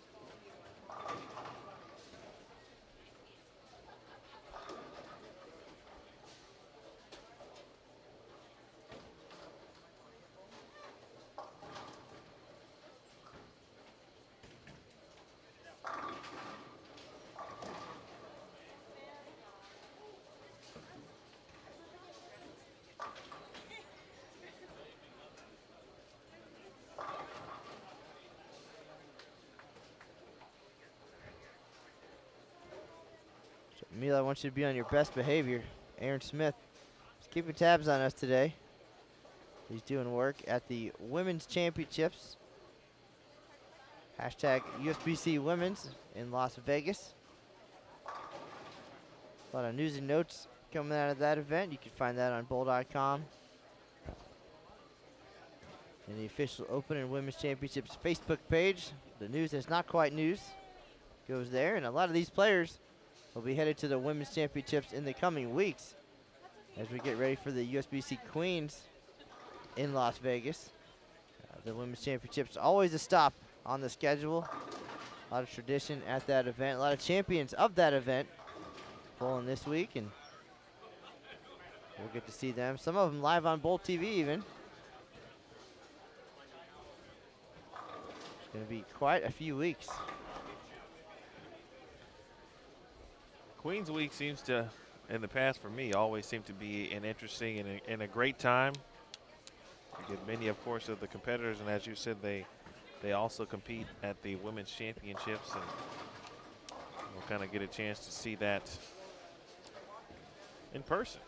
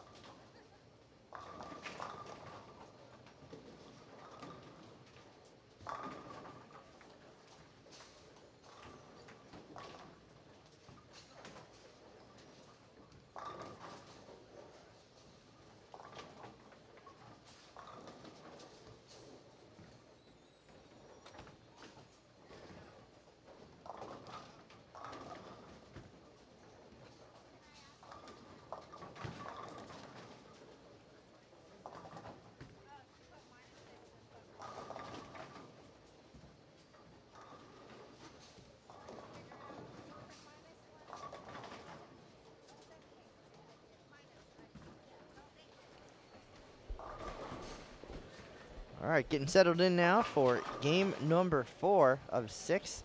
It's been a long day here at Double Decker Lanes, the nationwide PWBA Sonoma County Open. And 12 games, 2 6-game blocks before we cut the field down from 76 to 32. And on our featured pair, we've got some more talented players. We keep saying that, but they're all talented. This is such a crazy PWBA tour with just about everybody being a familiar name or face, whether it be from college bowling, collegiately, or international competition. A pretty solid field, week in and week out. Right now, stepping up, USBC Hall of Famer Wendy McPherson, 3-time Queens champion. She did some amazing things out here before our special guest was even born. We have 2016 USBC Masters champion Anthony Simonson joining us in the booth. Hello, sir. Hello, guys. This week, Mr. Simonson gets to also play ball rep, ball caddy, coach, water boy, you name it. Of course, he's okay with that, I'm sure. He's been running up and down the bowling center all day. It's good exercise for you. But you are here watching Angie Ramirez, talented left-hander. So you know everything about being left-handed and throwing the ball with one hand, of course. Correct. Folks, that could not be any less true. Mr. Simonson, a talented two-hander from the right side. And you saw his emotional performance at the USBC Masters in February, the youngest bowler to win PBA Major. Yes. Pretty awesome there. And I know a couple of years ago we were having a little conversation. You were just putting feelers out as a youth bowler, trying to decide what the next step was for you, whether it be to join the PBA and try the regionals or keep doing the youth thing for a while. And obviously, you made the right decision. And 18 years old, got a couple of regional titles at the time. Go ahead and win your first Eagle at the USBC Open Championships, a doubles title last year. You'll be coming in as a defending champ this year. And then, of course, winning a couple, not just one, but a couple of PBA national titles this year. So pretty sure you made the right decision. And So now far, it seems so good. now you get to travel the world as a bowler. You got the Masters prize money stashed away, which is great. And now, so far in the months since, I saw you were on the road to the Middle East. Went to Qatar and Bahrain, I believe. Yes, as well as Germany. And now get to spend the summer traveling the PWBA Tour, and it's been a long day so far. There's Angie with 3 in a row now on our featured pair. So trying to get some momentum, I think. We'll have the updated standings here shortly to see if she's even close or already in the number. I believe she's already in. So there we So go. far. After 3 games this evening, so she's already up to 17th place. Angie at plus 79. Not too bad. Had a little bit of a rough start this morning. You almost lost your job when she shot 130. Yeah, it wasn't very pretty. I thought I was gonna have to watch other people bowl for the next 11 games. Well, there's plenty of great players. Let's see who we've got here with us. We just saw the left-hander Sherry Tan from Singapore. Here comes Elise Bolton, a former Junior Team USA member. I believe Amy Gamage from the Las Vegas area. Last week, the Las Vegas Open, so she got some publicity there. In our other pair, we already mentioned Wendy McPherson. Looks like Brandy Bronca is on that pair as well. And of course, Angie. And I believe our last player is Carrie Smith. Yes. And there you have it. So there's our rundown and the updated standings. The staff here getting those updated pretty quickly on PWBA.com. Diana Zavialova back on top of the standings, plus 243. And Wei Fen Nu from Singapore came out of the gates blazing, 276, 268, 201 in game 3 to get to plus 221 now. Kelly Kulik having a great second block, 247, 248, 259. She's at plus 215. In third place, Danielle McEwen Bowling well, plus 202. And Leanne Holstenberg, the Hall of Famer, had 278s. In game number 3 on this block, had the front 9, left the 4-7. She is up to 5th place at plus 199. Did you give her the Matt Cannizzaro Black Cloud with the video? I was down there with the video. I wanted to show the world that Leanne Holstenberg still has the magic. Of course, she made more than 100 TV shows, I believe, in her career. And one of the best ambassadors for the sport. I always like to see them do well. I want to see all the players do well. And here's one from nearby your hometown, Carolyn Dorn-Ballard from Keller, Texas, not too far from the Plano area where you grew up. So I imagine you spent some time watching Dell and Carolyn and perhaps getting a few tips along the way. Yeah, I don't see them quite as bit. That's a decent drive from me. But I do see Dell out on the men's tour quite a bit, and I always talk to Carolyn when I see her. I guess up until recently, it would have been quite a bike ride for you over to their side of town. A very long bike ride.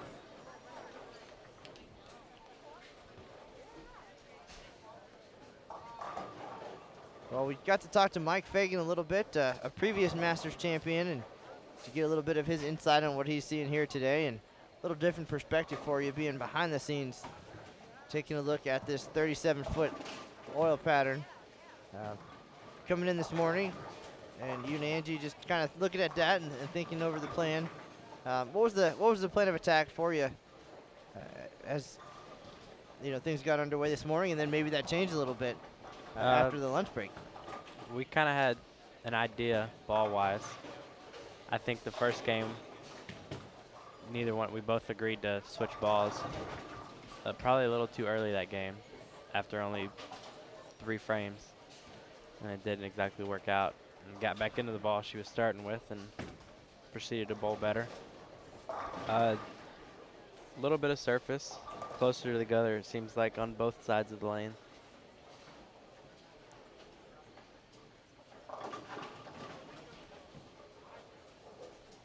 But they definitely do not seem very easy.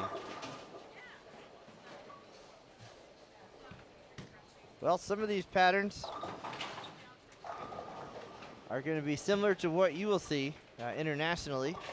Of course, good international representation, 9 countries represented at this week's event. But now that you're a proud member of Junior Team USA and recently added to the Team USA roster, you've got to add a whole new bank of patterns to your repertoire. And of course, you have the benefit of living near the ITRC, the International Training and Research Center. I imagine a lot of knowledge gained, not only on the PBA Tour, but from some of the great players that you know and have grown up around. And now, in your current role, being able to recognize these things and the ball reactions, have you learned anything that will help you personally in your time out here with Angie? I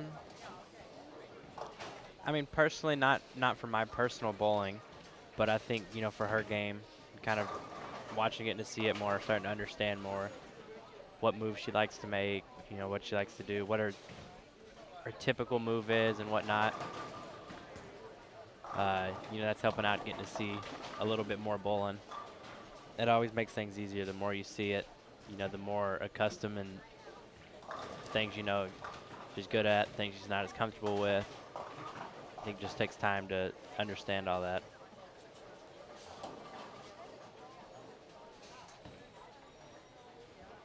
So the cut number right now, after 9 games, 32nd place, minus 34. So that number, after the first half of qualifying, was at minus 25.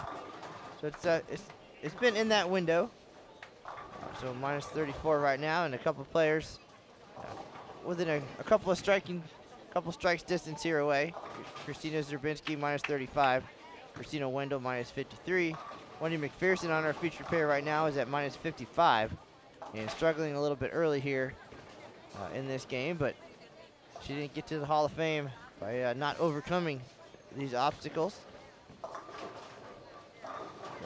Still a good 40 or 45 players in the running here to make the top 32. Pretty realistically, with a long way to go here. We've seen some big games, and we've seen some struggles. That's what it's about. Just got to make good shots and make your spares. Kelly Kulik, one pair to our right, working her way up the standings. She now is third at plus 215. And her 5-count spare got a good eruption from the crowd. So it's also part about being an entertainer. And we know something about that here in the booth. That is our goal as well. They're definitely, you know, even looking around this morning when the ladies started, the amount of people that are out here watching is unbelievable. I had no idea. This is my first PWBA stop to attend in person.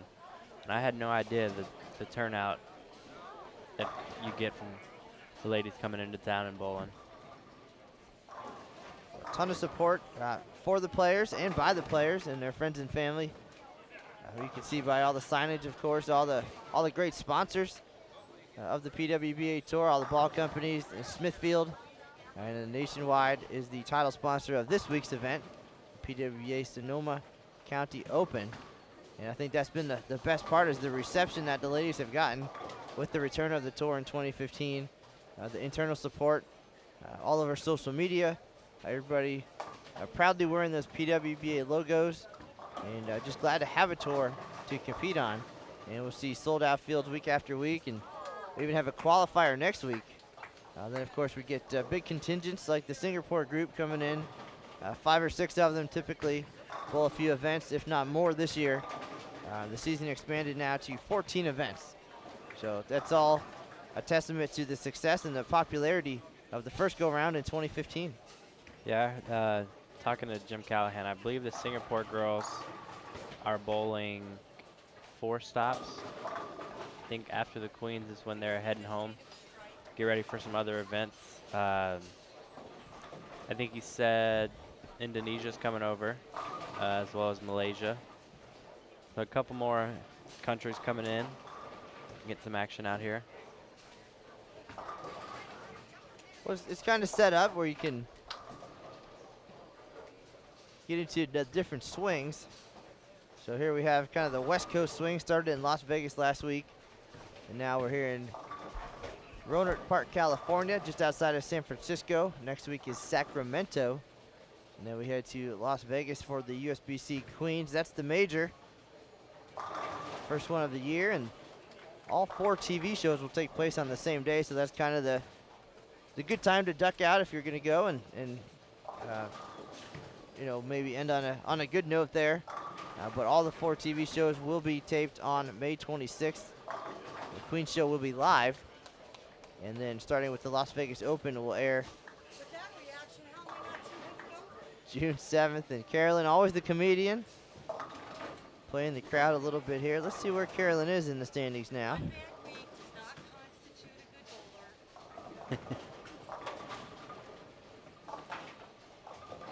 So Carolyn having a little bit of a rough day. She's down in 59th place, but still pretty proud of the opportunity to be out here and still competitive, and looking forward to bowling the whole season. Messengers always help loosen up your swing.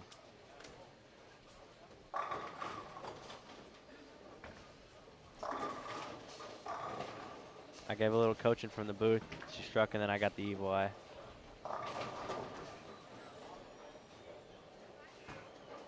If you're curious about the details of this event, last week's event, next week's event, or anything the rest of the way in the 2016 PWBA season, hashtag PWBA. You can check out pwba.com. Got the full schedule, all the details on there, also player bios, so you can see who all the top contenders are out here on tour. Definitely some international representation in the membership.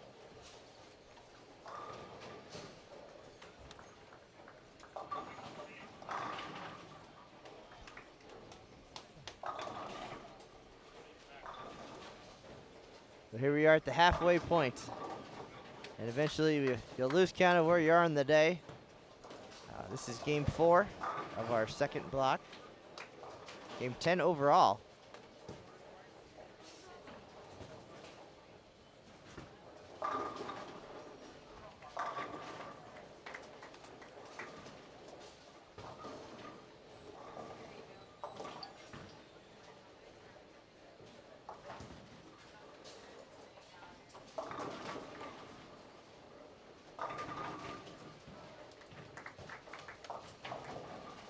And our leader, Diana Z. That's what she wants to be called now.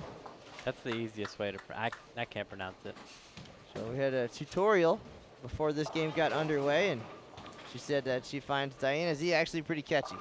So she's okay with that. She's given the Diana Z stamp of approval. She's bowling well again here. She's our leader at plus 243. Averaging 227 on the day. Started with 300. And has led for all but one game. We've been new at plus 221, close behind.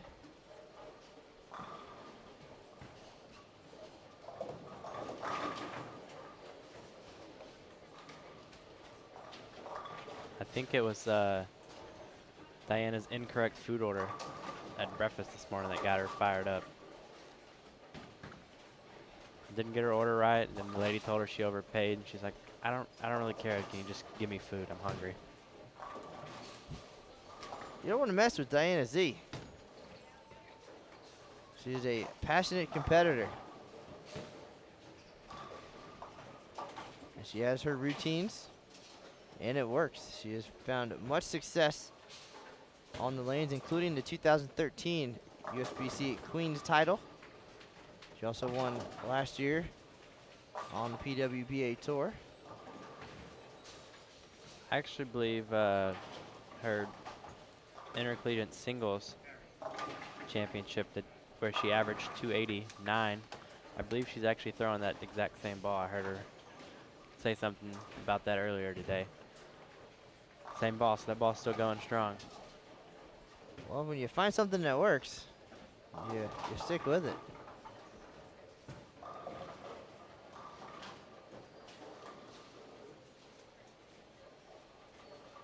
So if you'd like to check out the growing list of PWBA members and all their accomplishments, you find that at pwba.com. Some good reading if you're sitting at the airport or on a long car ride from one tournament to the other. Hopefully not while you're driving, of course. We don't encourage that.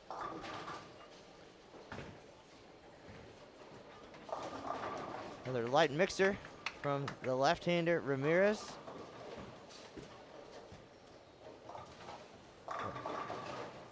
You're listening to Matt Canizaro and Anthony Simonson alongside Emil Williams Jr. And Anthony, when I talked to you this morning, we talked about having you come on at some point, and it was probably right after that 135 game to start things off. It didn't look good for you or Angie, and she really had a nice comeback today. What can you tell the folks out there just about bouncing back mentally from that and not letting that get to you, and then some of the moves and changes that came in the games to follow to get her to the top 20 right now? You just can't ever give up the formats. They're not 3-game tournaments. You bowl lots of qualifying games for a reason. Can't really let one bad game put a damper on your entire day. She's actually been throwing the same ball, throwing a haywire for the entire block except for the first game. But got back into it and has a decent ball reaction with it. Seems to be one of the only balls this week she has with her to kind of control the down lane reaction. Well, again this week, a 37-foot oil pattern here at double-decker lanes. That's going to generally get the players to migrate towards the outside part of the lane. We've seen some of the competitors really far outside. We saw Clara accidentally drop one in the gutter earlier today. I've seen a couple of those throughout the day. And Diana, we saw her earlier. Just a nice little hook spot there down the lane. And it's a risk reward.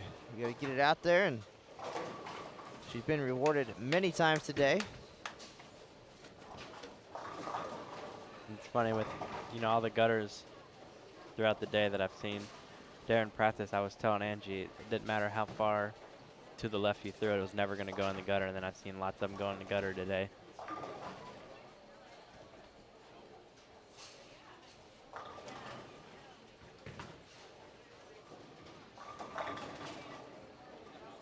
A couple strings here in our featured pairs. Ramirez now with 3 in a row.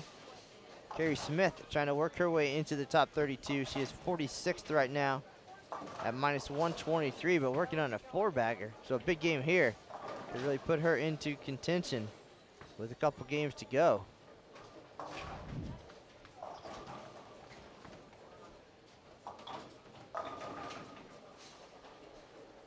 CDB, never count her out of it.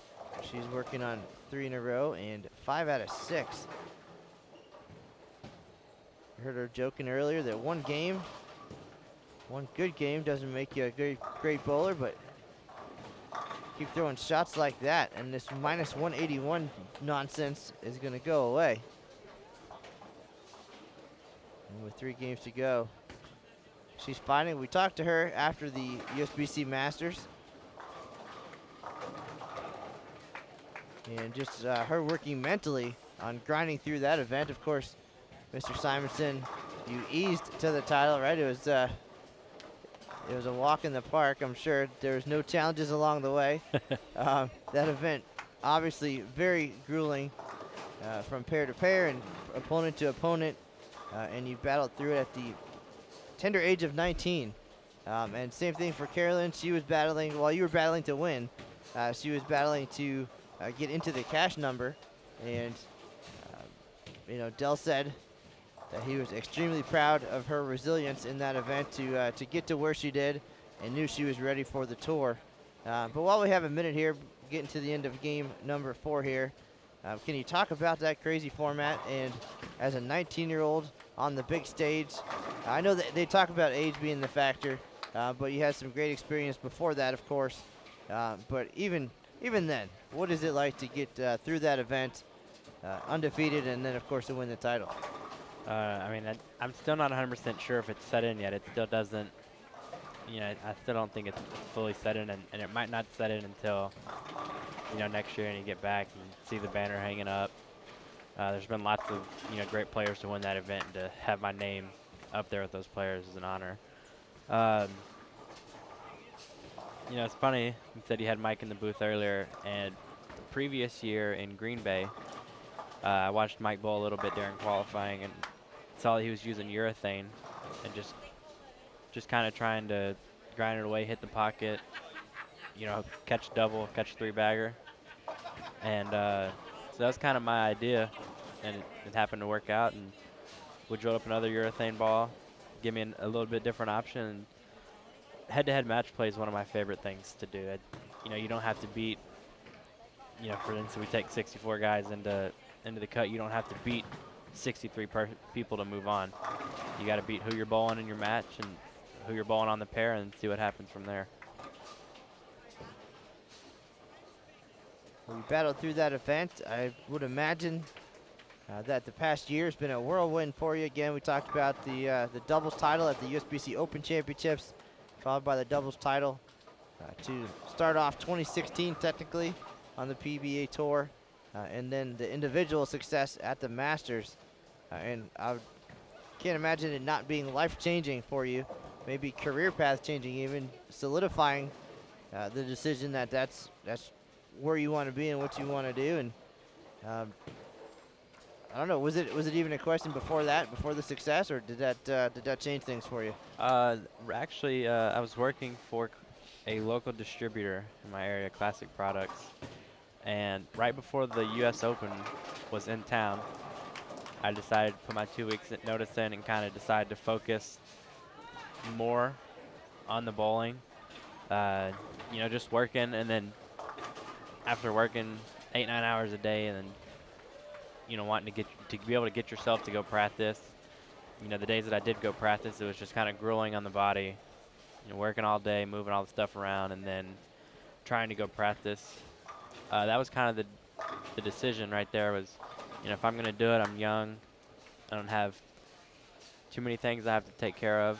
And that was, there was a time I was going to go. That was kind of the time, and so far so good. Getting the experience is definitely helping out. This is going to be my first full year out on the tour, and after bowling a few of the events, you know, every time I bowl an event, you learn something, whether you bowl good or you bowl bad.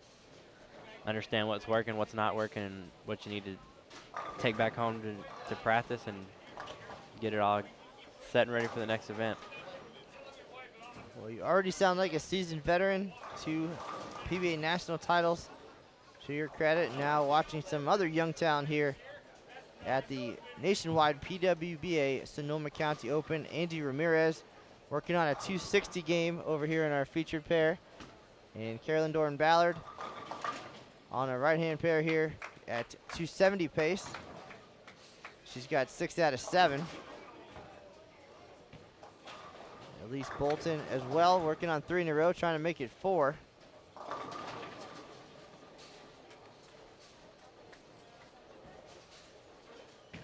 Our leader, Diana Zavialova, 197 in game number 4.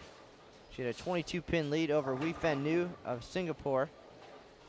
Big game for Jazreel Tan, 248. She was down in 10th place at plus 136, so nice move for her. The goal right now to make the top 32. Those 32 players return tomorrow morning, bright and early, for 6 more games before we cut the field to the top 12 for match play. We'll cut everybody into 2 group step ladders, Group A and Group B. The odd numbered players of the top 12 in Group A, even numbers in B. The leader in each group step ladder advancing automatically to the TV show for this event, which will be taped May 26th at the USBC Queens. And then the 2, 3, 4 seeds in each group will have their own mini step ladder. The 2 winners will advance to the TV show as well.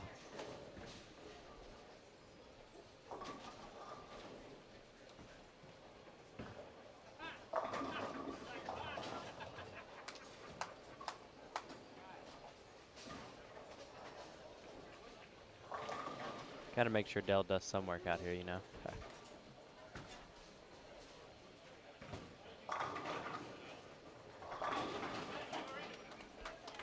Once again, after 9 games, cut number minus 34. Heather Diarco, a few players close behind and very familiar and talented players.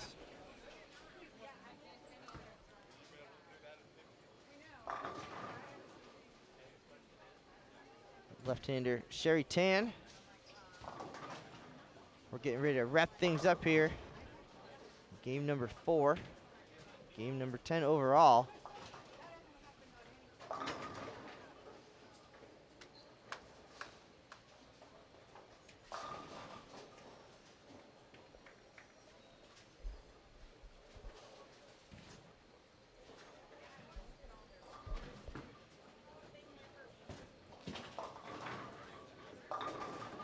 CDB's string ends at 5. She is doing work here, trying to give herself a chance at the top 32. Only 76 players this week. Very intimate field, so nobody really out of it too early. So Bolton connects on 5 in a row.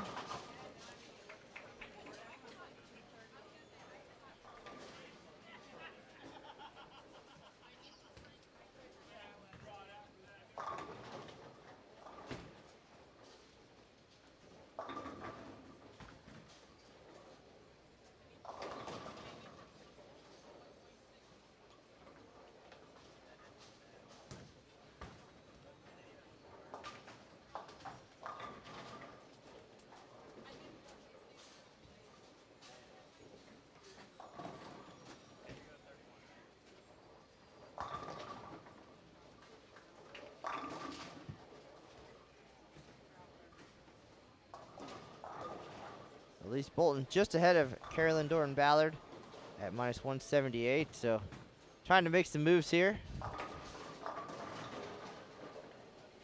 Angie finishes with 245. Carrie Smith 234. Seen some big scores on that pair the last couple games.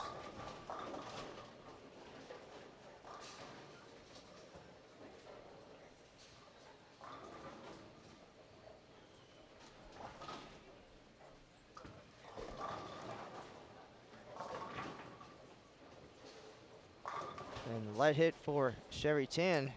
Not a lot of lefties in the field this week, and here we get to see two of the best in the world in the same game here on Extra Frame.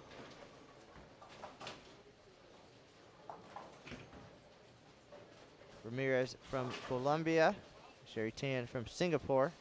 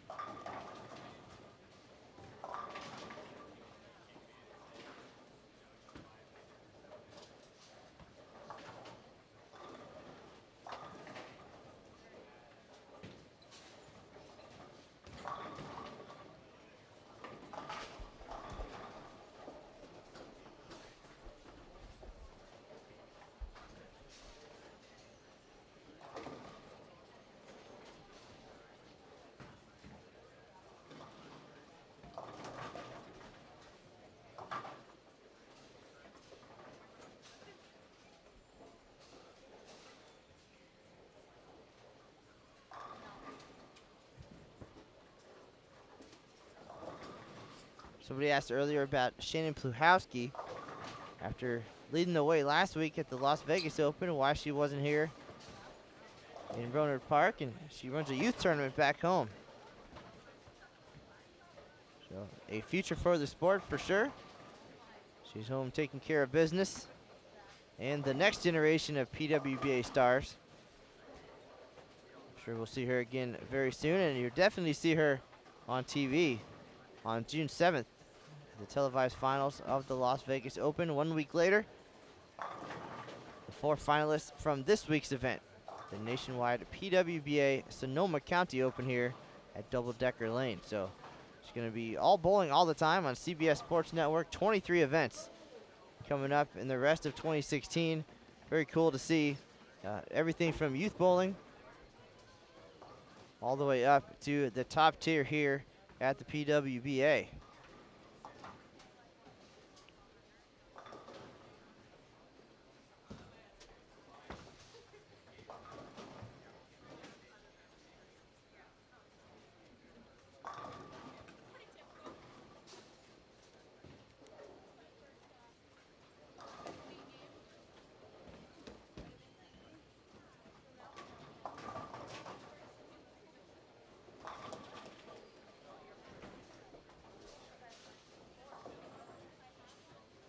CDB open in the 10th, 232, still a great number.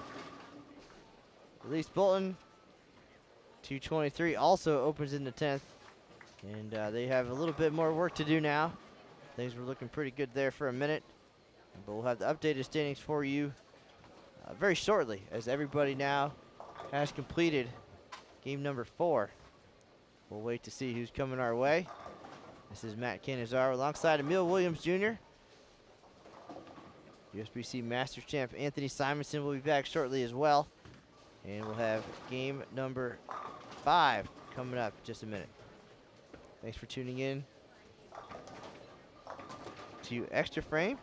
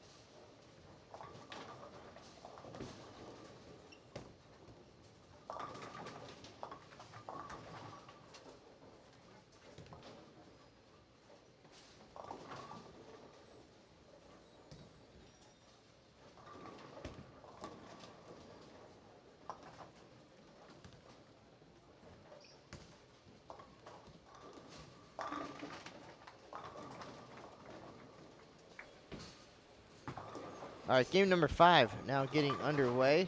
This is game 11 for the day, and we are joined once again by the young two-hander Anthony Simonson on loan for a couple frames from his responsibilities. Angie Ramirez just got done bowling 240, so Mr. Simonson has a quick break, unless he was on his way to the snack bar to get another bottle of water. Got that one taken care of. All right, well, we've got some talented players here.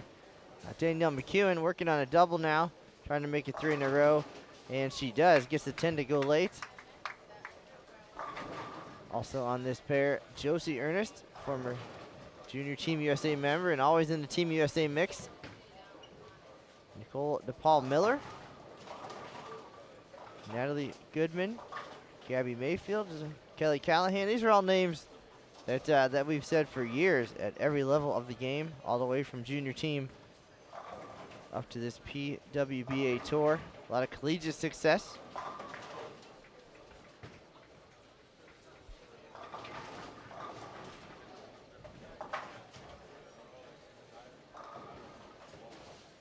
We're waiting on our updated standings. Should be relatively quick.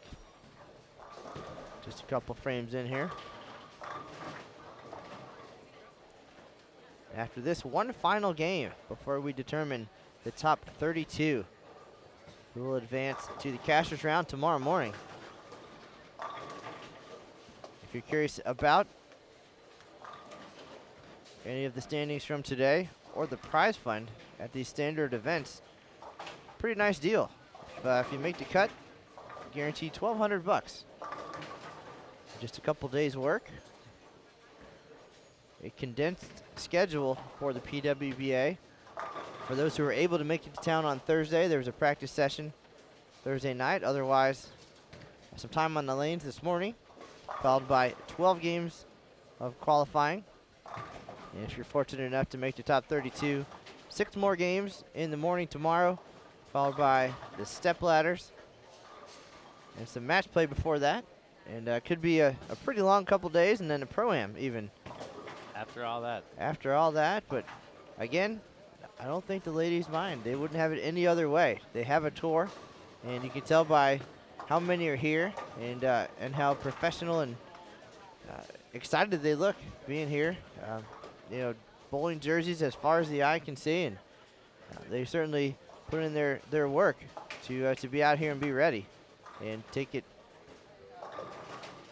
seriously enough to make it a career now.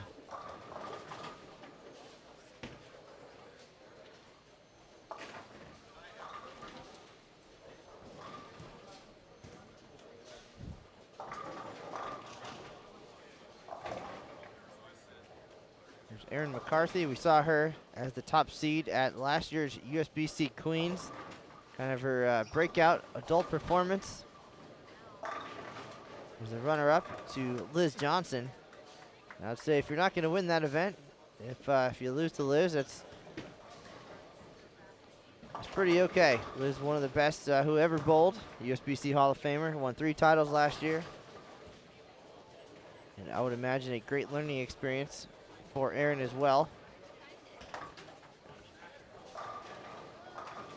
Speaking of Queens champions, Andrea Beatty won the event in 2012. She is one who got caught in the PWBA hiatus by the time she got out of college at Nebraska. Bowling for a living wasn't necessarily going to happen. It wasn't a possibility like this. She went on to find success in the bowling world, doing coaching and some different companies. The IAB, International Art of Bowling, so staying active, doing a lot of tournaments and seminars and different things, and has done very well for herself, and now the opportunity to do both.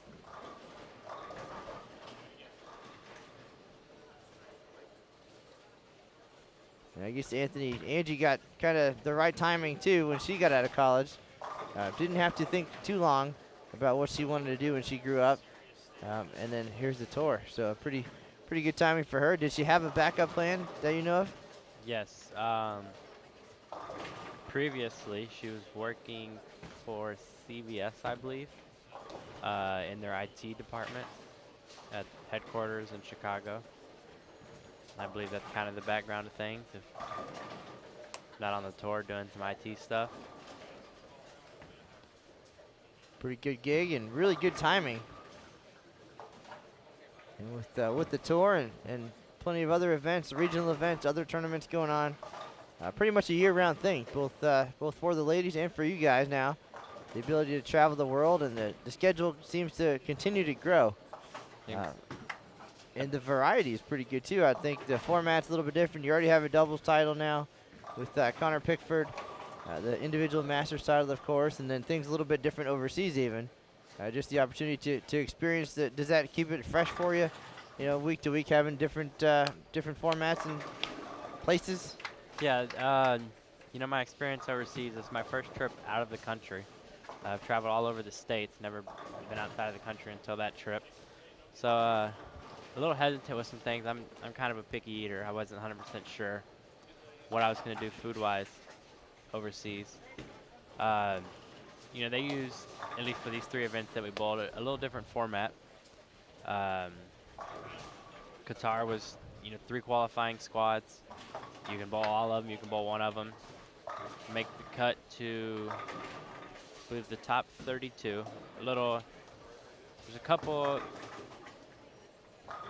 how I'd say it. They basically reserve some spots. You know, it's like the top woman gets a spot. The top,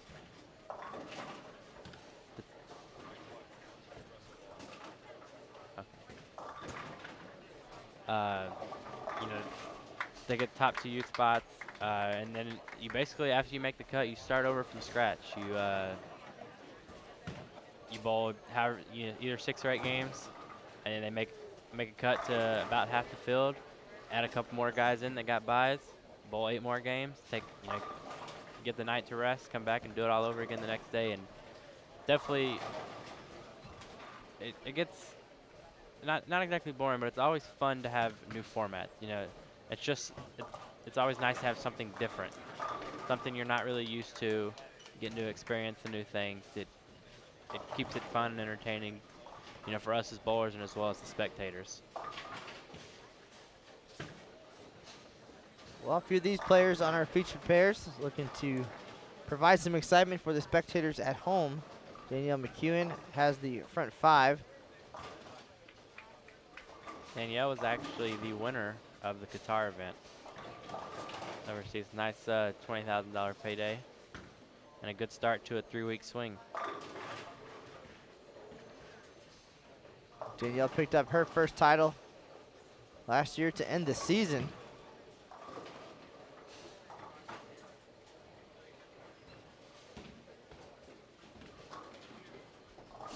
Nice little payday for her there as well. The Smithfield PWBA Tour Championship at the ITRC in Arlington, Texas. First to win, first major for the youngster, just about fresh out of college. She found some success with Team USA at the World Championships in December. A couple gold medals there. Also rolled a perfect game.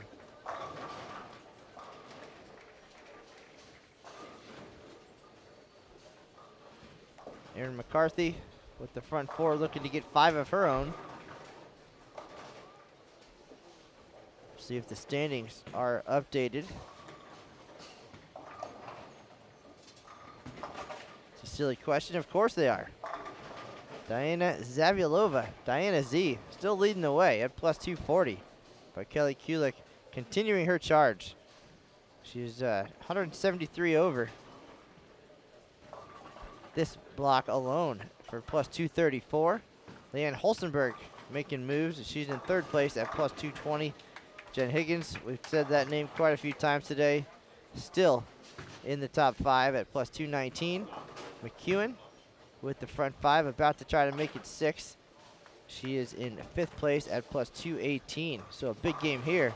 Potentially she could go around the top 4 and get to that top spot. And Wei Fen Nu fell off a little bit here in game number 4 of this block. She is 6th at plus 200. And then a tie down for 9th place, plus 154. Josie Ernest, one of the two players tied for 9th right now. Again, all familiar names. Angie Ramirez up to 13th place now, plus 124 after 245 last game. The number, with 2 games to go, Christina Zerbinski at minus 53. So that number just dropped 18 pins in game number 4. And I think my prediction earlier was minus 42 being the final number. But yeah, seeing that number go from minus 34 to minus 53 or however close that was, it's a grind out there. And it seems the longer we go, the tougher they get. McEwen, her run comes to an end. Looked like a 2-pin. And McCarthy's still striking. We'll see if she can make it 6 in a row here in just a minute. Well, time for me. I gotta get to go be some more ball repping for. We're rooming with Christina Sabinski. So I'm gonna go make sure she is taken care of. Get both of them into the cut. It was a pleasure joining you guys, as always. Nice to have you, sir. Anthony Simonson, reigning USBC Master Champ. Does that get old? Are you tired of hearing that yet? No, I don't think so. All right, well, we're gonna hear that a lot in the next year or so. Anthony's gonna go do his work and try to help his friends here get into that top 32. As we have about a game and a half left to go. Josie Ernest after the open frame, back on track. McCarthy's gonna step up, try to stay perfect.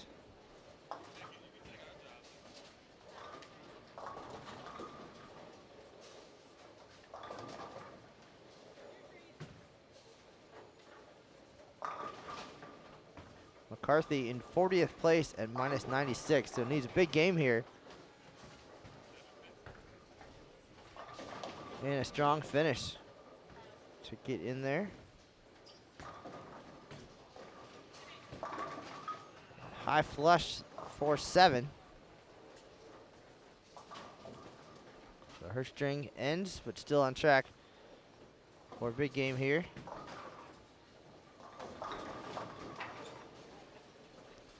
As Beatty in the same situation, she was 37th at minus 86. But with that number dropping all the way to minus 53. See if she can stay close and finish strong.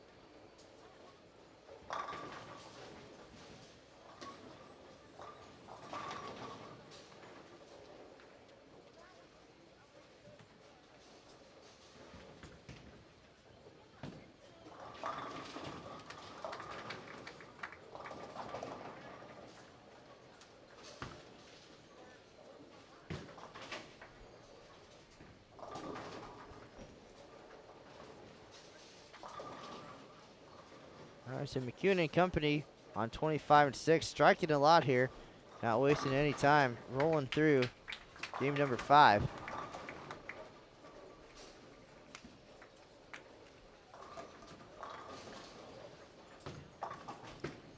McEwen 5th overall at plus 218.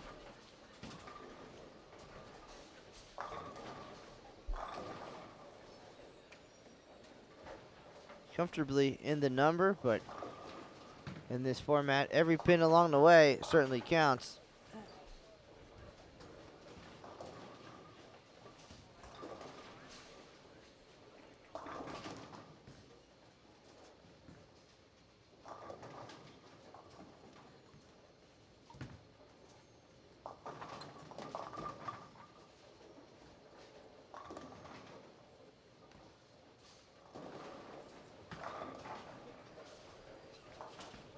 Josie Ernest looking for 3 in a row. He goes high.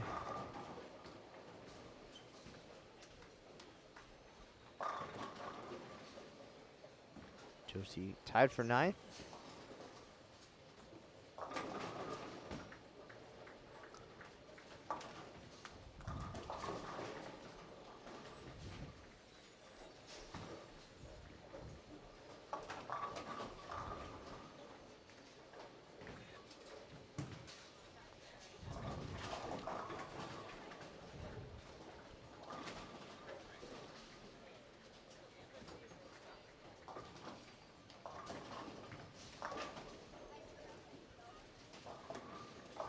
Nicole DePaul Miller having a tough day. Open there in the 8th frame. As Beatty back-to-back opens as well.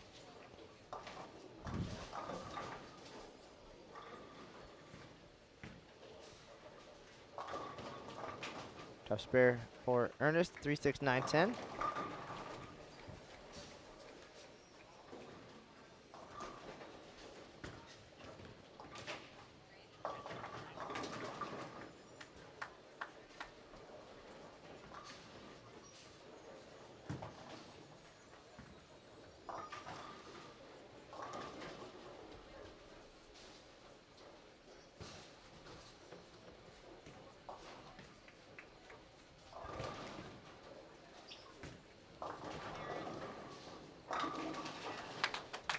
Another great shot from McCarthy. 7 out of 8. Doing work. Minus 96 coming in. Got 43 pins out of the number. This absolutely will help with 1 game to go. Some momentum.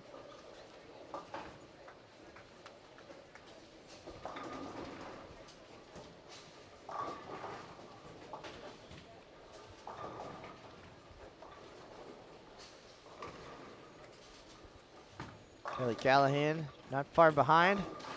Great shot there, but the 10 stubborn. She's at minus 116.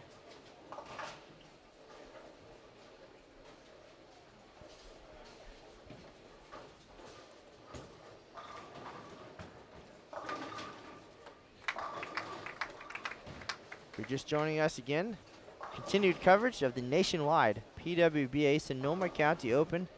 Here at Double Decker Lanes in Rohnert Park, California. Matt Canizaro alongside Emil Williams Jr. And today has been the Diana Zavialova show. Diana Z started with 300. She's led for every game but 1. And trying to maintain that top spot. Right now, 6-pin advantage over Kelly Kulik, who's been charging here in the 2nd block of qualifying.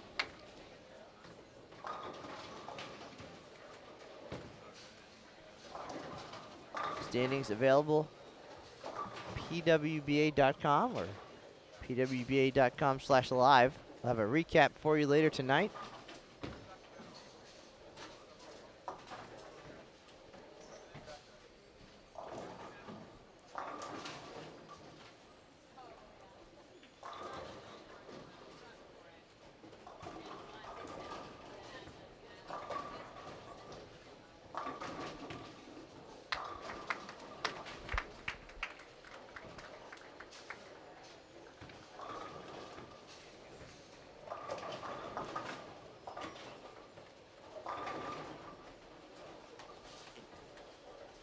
This is game 11 of 12. Long day. Practice started at 8 o'clock this morning. Qualifying a couple hours later. 2 6-game blocks.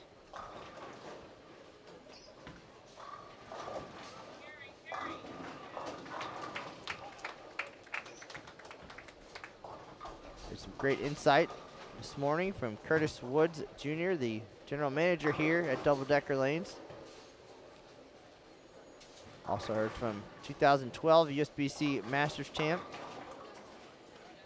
Michael Fagan. And the reigning Masters champion Anthony Simonson, young two-hander. Guys working behind the scenes this week to keep the ladies in order.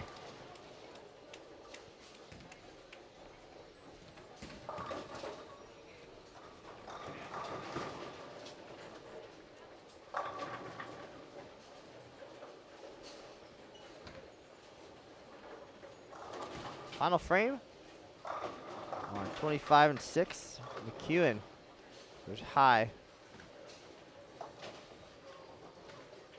She was working on 3 in a row. And 8 out of 9.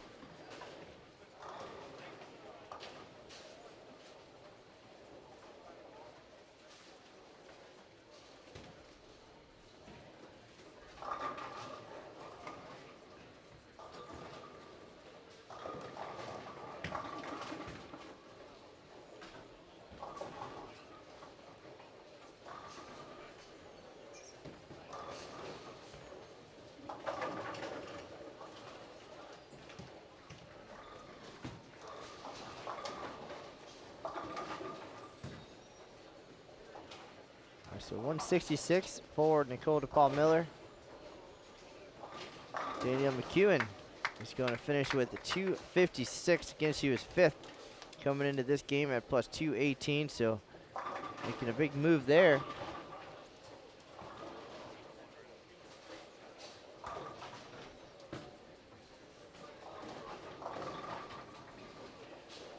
Can't see from here how Diana's doing. Game 11, but we'll have the updates pretty quick after this game concludes.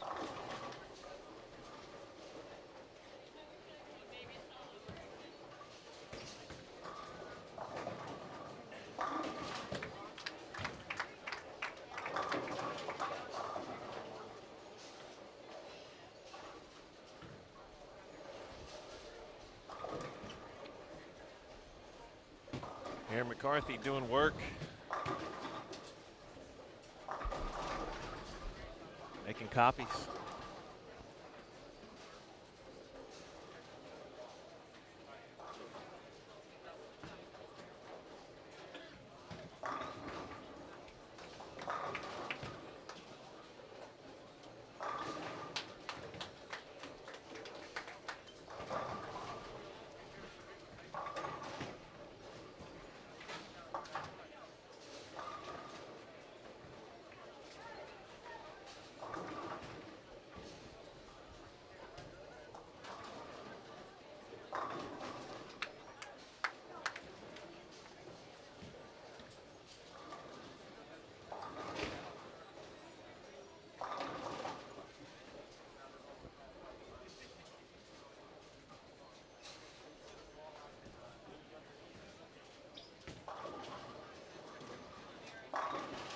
Another great shot from McCarthy.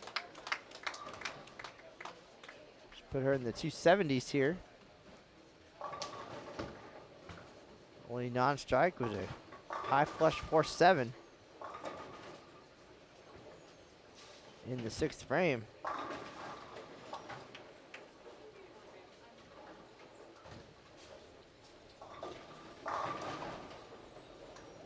This will get McCarthy well into the top 32. 1 game to go.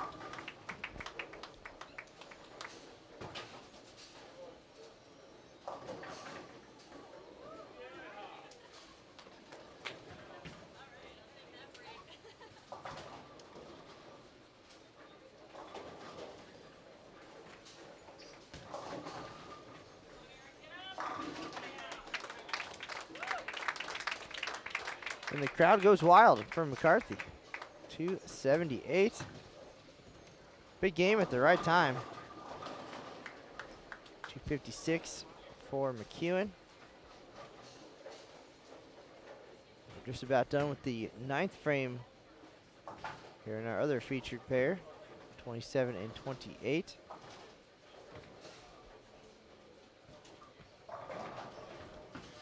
Josie Ernest gonna wrap things up. 25 and 6. 195.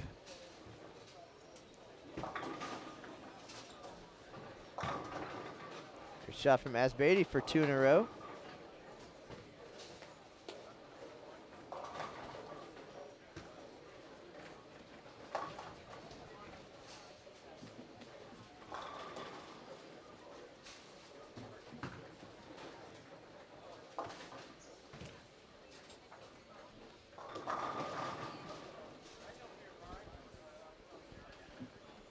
Good old-fashioned comeback for McCarthy.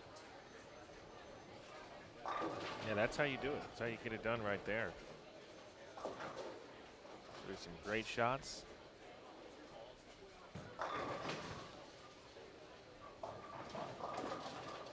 Looked very similar.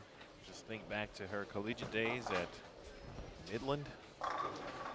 She just threw strike after strike after strike after strike. ITCs.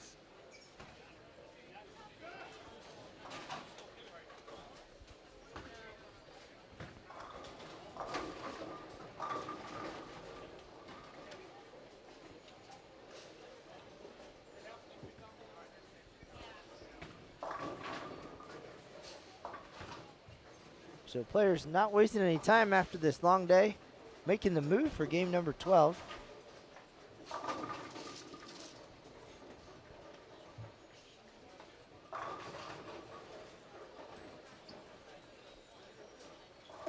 Kelly Callahan gonna wrap things up here in the 10th.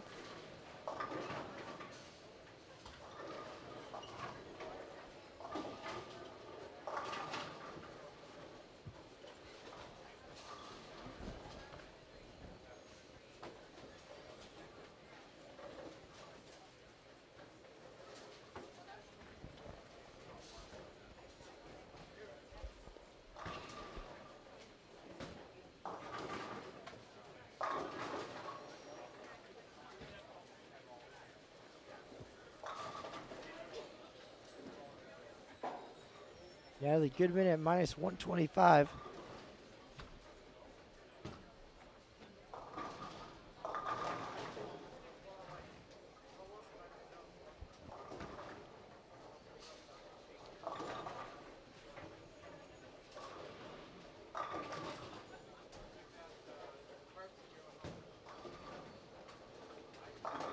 You all right there?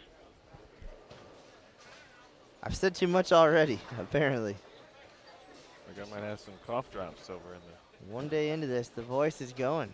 Bet there's some folks to be thrilled out there.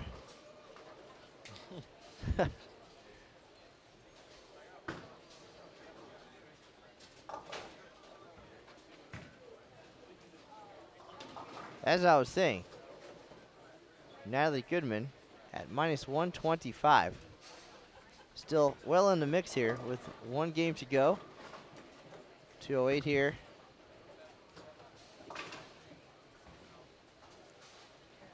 Big finish. Some people like the pressure of needing that come from behind performance there. And others, like Diana Z, like to get out front early. Just kind of hang on the rest of the way. Diana still leading after 10 games. We'll have an update after 11 very shortly. Most of the house finished already.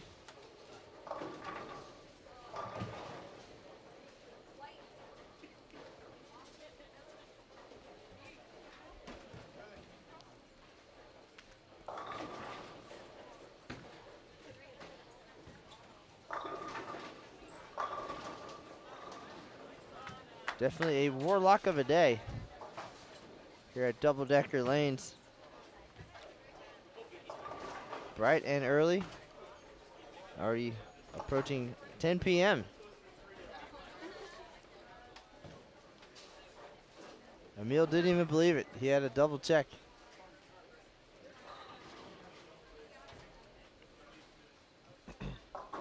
Excuse me, we appreciate those still hanging out with us in both the Eastern and Central time zones. It's tomorrow on the East Coast. And nearing tomorrow in the Central time zone.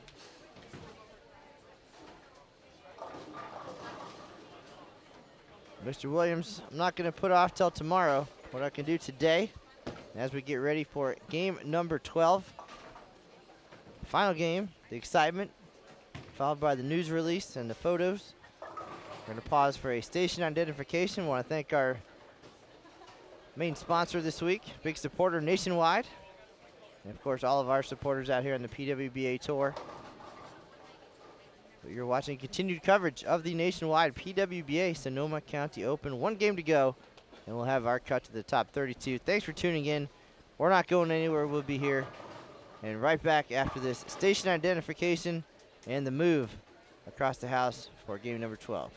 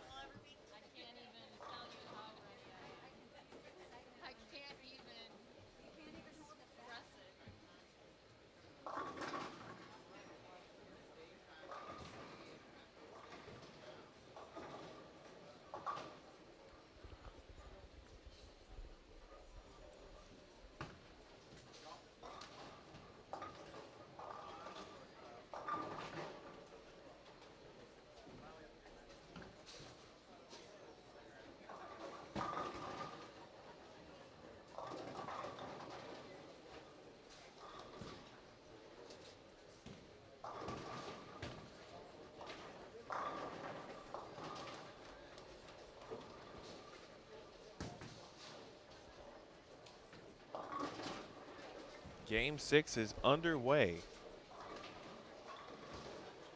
Round 2, game 12 overall, and for many it's do or die at this point. Folks trying to stay in that cashier's cut. Many of these women trying to make their last efforts to make the cut.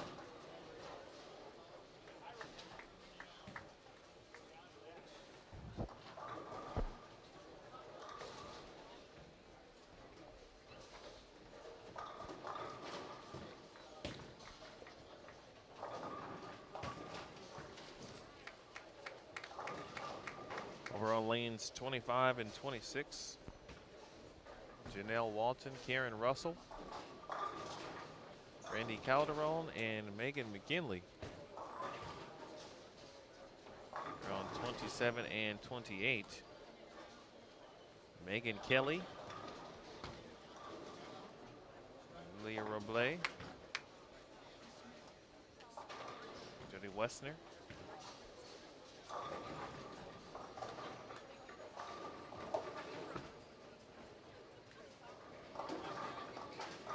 and Amy Hepperly.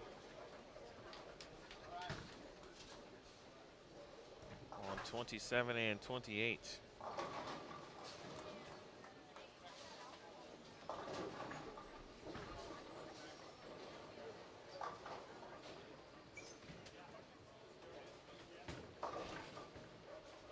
Our scores. We await the Game 5 update.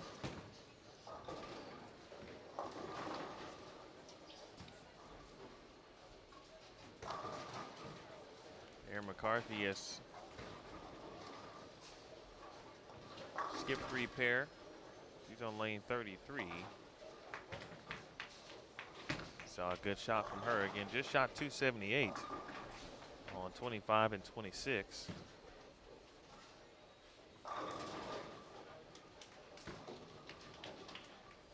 So she certainly should be in the number.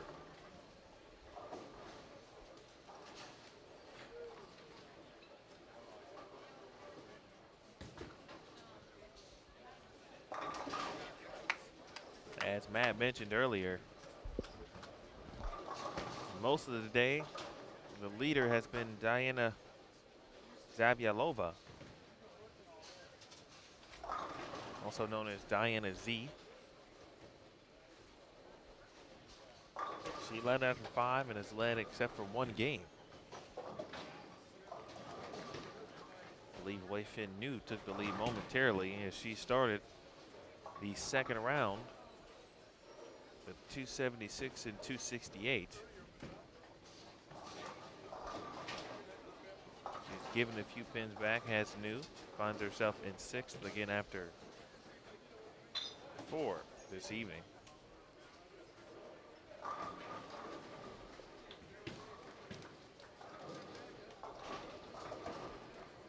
And our Game 5 update.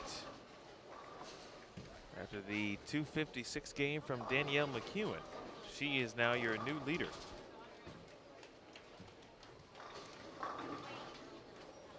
We are now again in Game 12. McEwen at plus 274.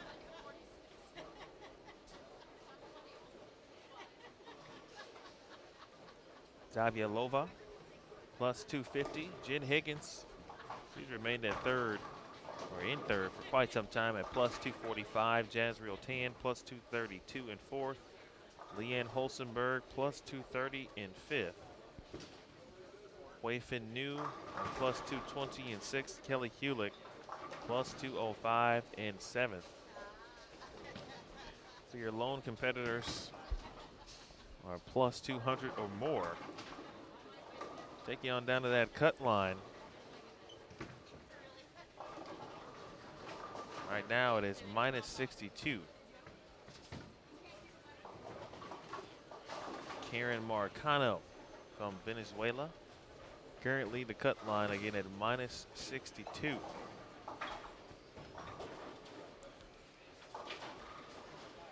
I didn't believe you at first. I wanted to double check. That's crazy. It's going down that fast. I mean, we knew they were challenging late in the early block. The later it got, the tougher they seemed to be. Now getting around crunch time. He drops another 20 pins. That's,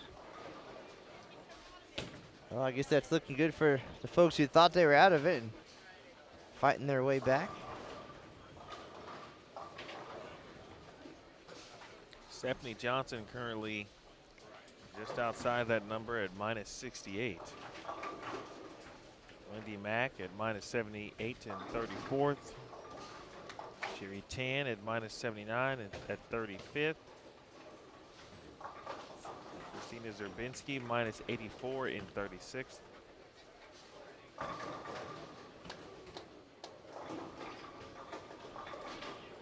Even those currently in the number, seen crazier things with one bad game. Can't afford to give away too many pins in the final game of qualifying.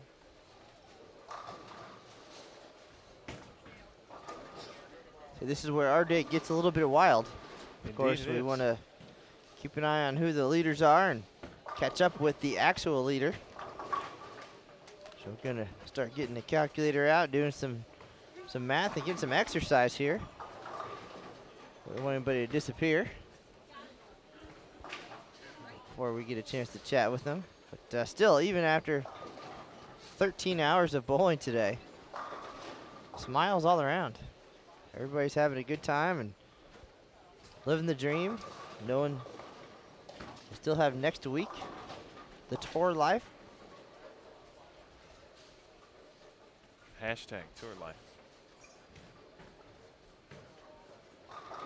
Speaking of hashtags, folks, throughout the weekend, all your social media posts, Facebook, Twitter, Instagram, use hashtag PWBA goes NW for our title sponsor nationwide.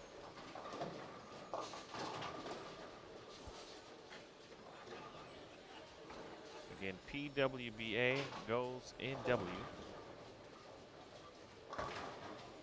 Also, head over to the PWBA Tour Facebook page.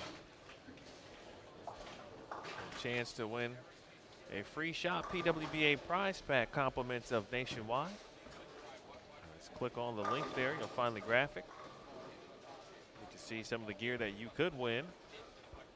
And sign up for your chance today. Again, that is PWBA goes NW. Look at the bottom of your screen at PWBA Tour, Twitter and Instagram. Don't forget about Facebook and then the hashtag there as well.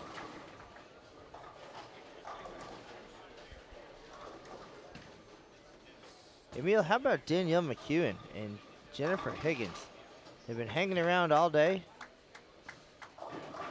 And we've talked a lot about Diana Z coming out with 300 and leading all but a couple of games. And the big start here in this block by Weifeng New. But Danielle and Jen Higgins hanging around, consistent all day long. Danielle now leading at plus 274. Jen Higgins third at plus 245. And we really have 7 players at this point who can walk out of here as the leader after this final game. So a very competitive lane condition we have here at 37 feet. We've seen some big scores. We've seen some transition and some struggles. Some very consistent performances. Danielle with 11 200 games so far. A pair of 256s, that's their high for the day. Twice. 254, close behind, but 2-teen, 2-0. And she's your leader. Simple as that. Yeah, sometimes in the sport we can tend to make things a little difficult. Having had a chance to see Danielle all day, of course we saw her in game 5 here in this round in our featured pair, but she is always, for the most part, very consistent around the pocket, does what she needs to do. She just kind of goes about her business.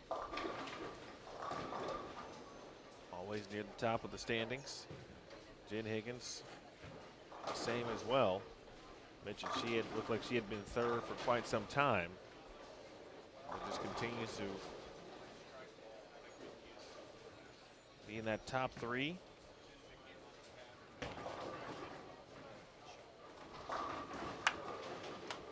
1 300 today. Again, that is by Diana Z. First game this morning. The opening round. Seen a couple front sevens, front eights, front nines today.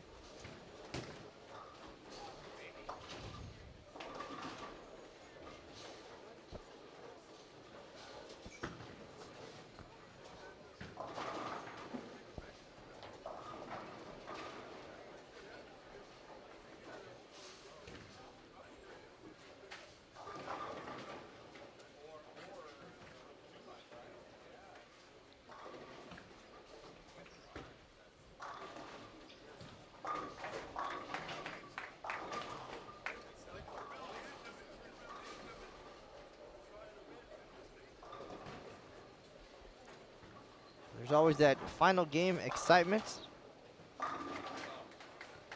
Nervousness for the players. Right around that cut number right now, -62. Stephanie Johnson, who has cashed, made match play in every PWBA event in 2015 and 16. She is one spot out right now at -68. 6 pins out of the number. Hall of Famer Wendy McPherson right behind her, -78. Left-hander Sherry Tan, Christina Zerbinski, both very close to that number.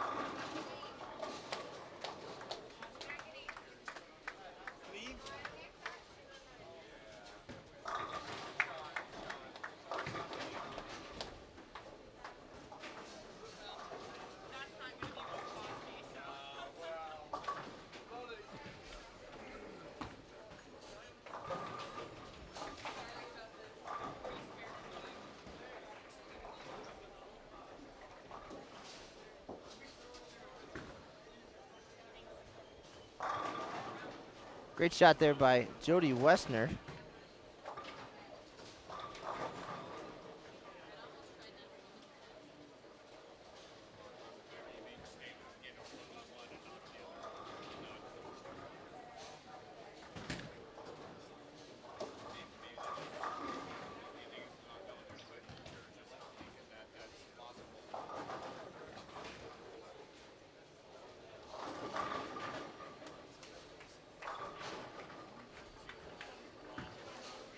At this condition,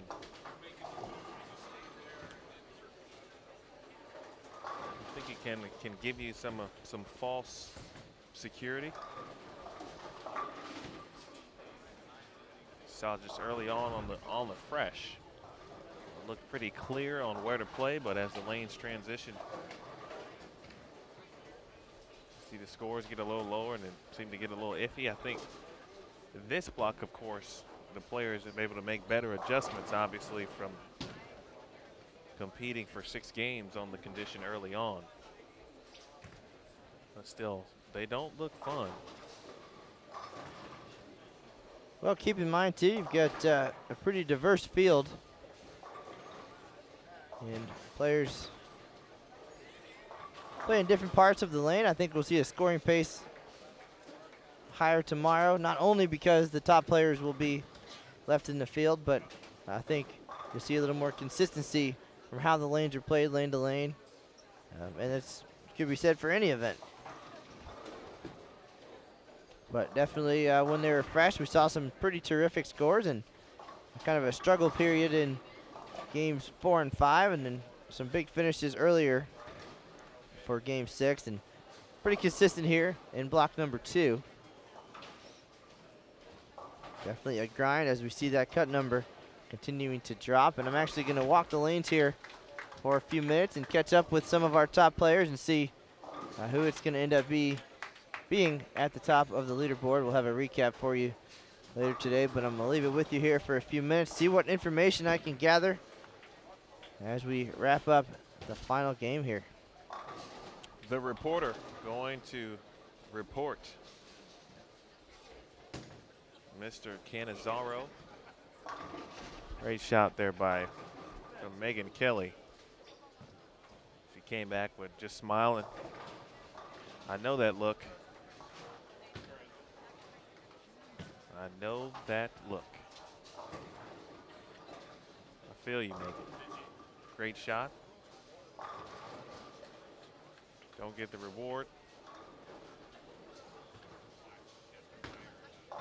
So a couple 8-pins actually off to our left. Another from Megan McGilling and another bears down as well. We're halfway through.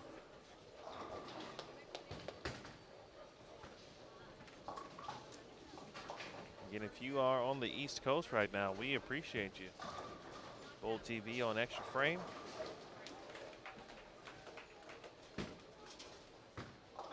If you are on Central Time, we still appreciate you. It's still pretty late there. 11:45 Central, 9:45 Pacific.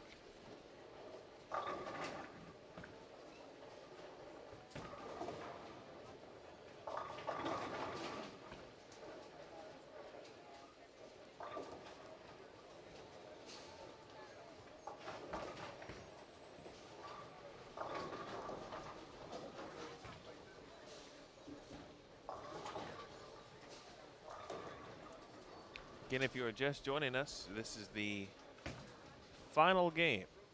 Game 6 of round 2, game 12 overall of qualifying. The top 32 will move on to tomorrow's cashers round. 6 additional games included in the cashers round. But once that is complete, top 12 will then head on over to round robin match play, where the 12 participants will be divided into 2 groups based on seed. Odd seeds in Group A, even seeds in Group B. After 6 round robin games, including a position round, final position round, the top player in Group A and Group B will receive automatic slots into the televised stepladder final, which will be taped May 26th in Las Vegas.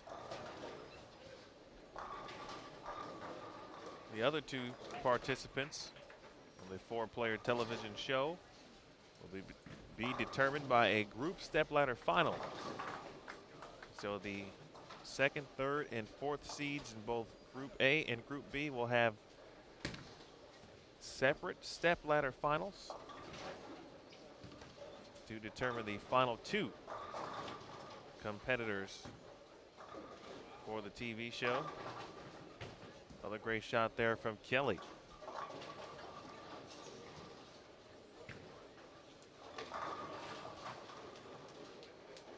Unique format. Some changes from last season. I thought so far so good. Great bowling last week, and I think the format certainly played a role in as far as giving opportunities to players, extending qualifying, for example. Cashier's round extended a little bit as well. It still gives you an opportunity with the group step ladder.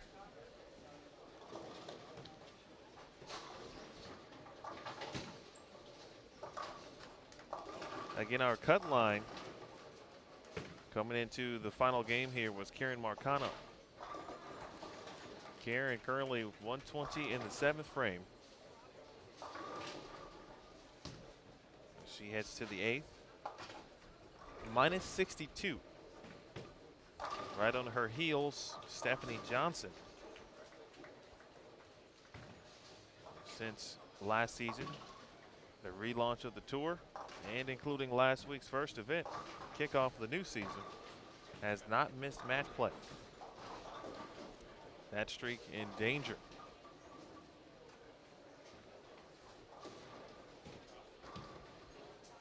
Give you a quick look at Marcano. That is a great shot. Again, Karen is the cut line.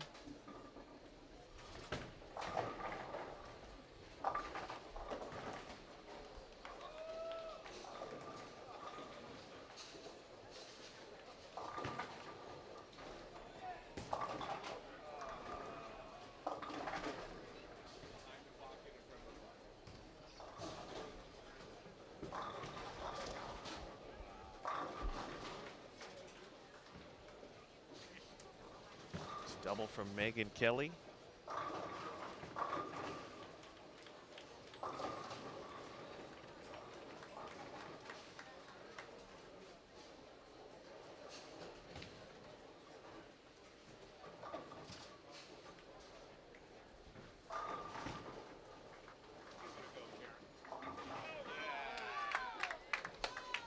Nice spare there from Karen Russell.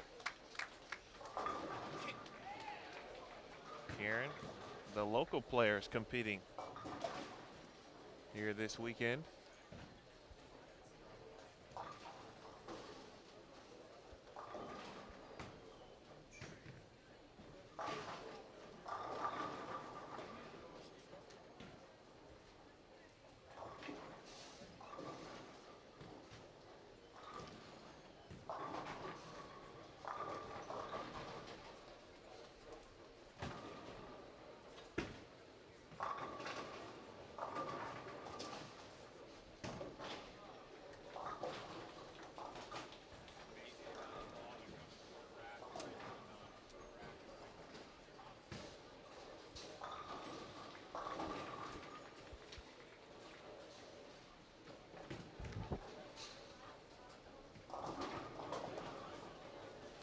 Calderon leaving the 2-8. Nice spare there from Lilia Robles.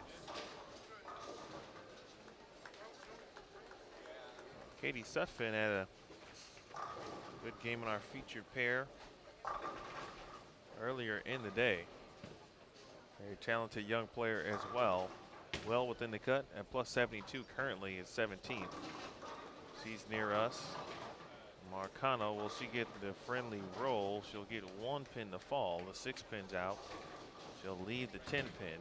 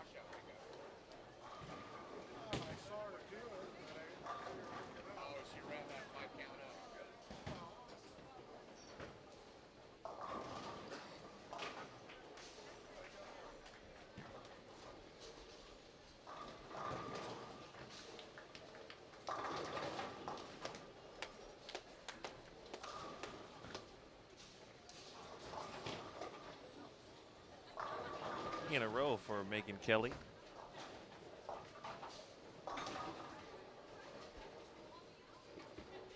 Since that 8-pin, the pins have decided to cooperate.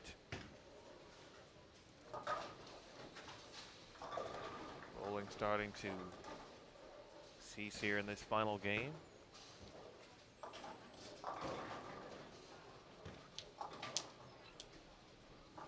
Jody first shot in the 10th. That's a good one. She can shoot 193.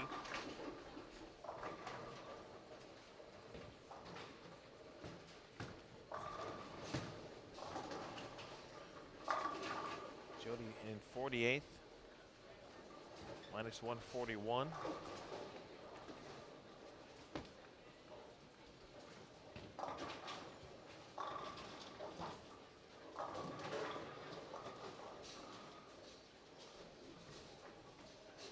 .204 for Katie Sutphin, just off to our right.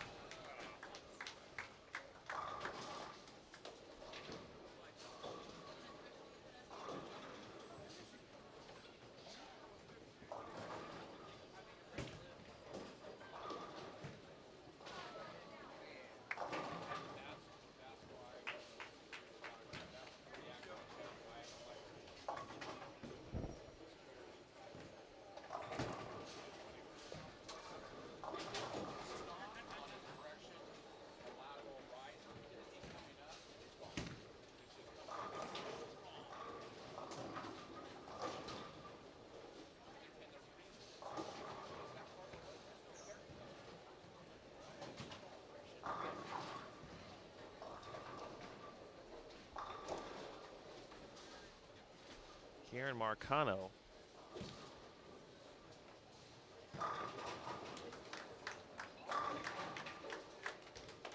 Again, the cut line.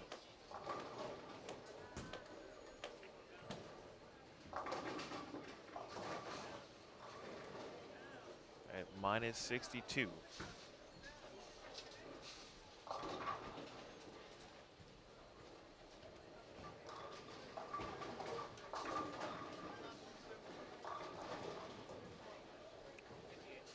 Here she is in the 10th frame.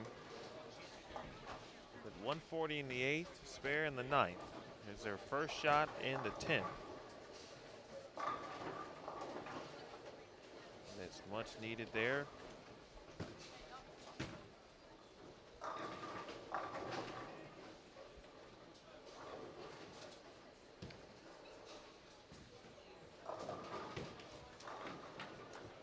Best she can shoot is 190. Which would mean she would give 10 pins back. The best she can finish is minus 72.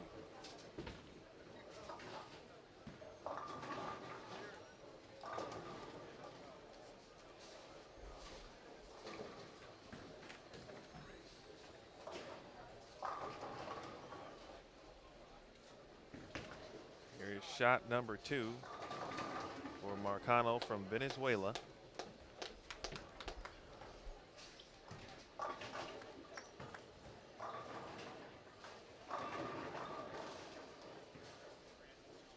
She will not get the 7-pin to fall. And now spare will give her 180. And she'll give 20 pins back. And she will have to wait and see what those below her will come up with here in the final game.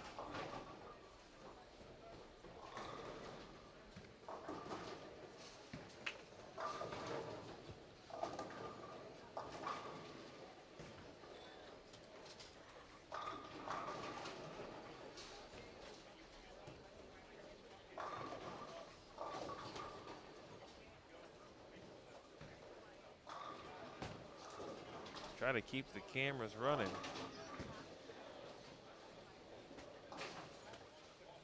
Hopefully the Game 6 update won't be too long. Just made the Greek church there, the Lilia Robles, but she will finish with 178. This pair became tough down the stretch.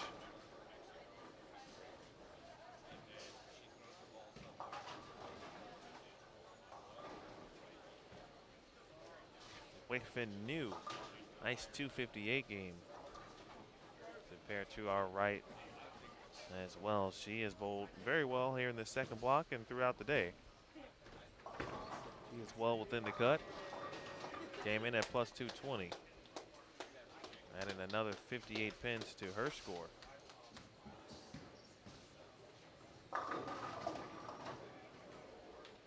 she may or may not be near that top spot after that game.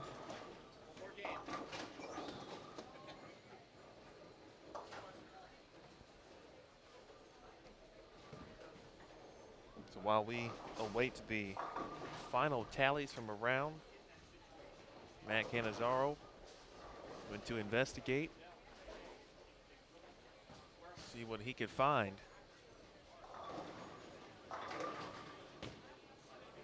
Who will make the cut? Who will end up leading?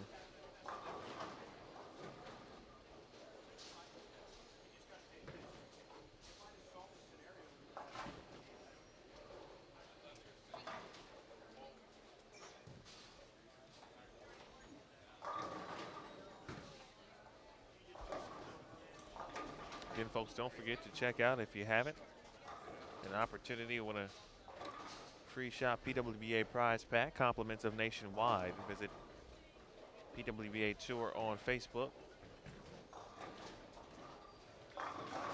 Find that post, click the link, and sign up for your chance to win.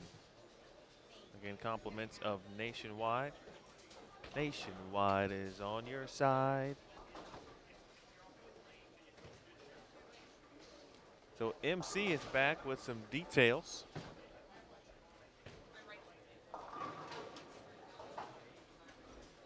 What do you got for us, Matthew? Well, I made it back. Got some steps in there and a little bit of exercise. I lost Jazzy Tan along the way, but I don't know that that matters. We would have heard some excitement had she got enough pins to get there.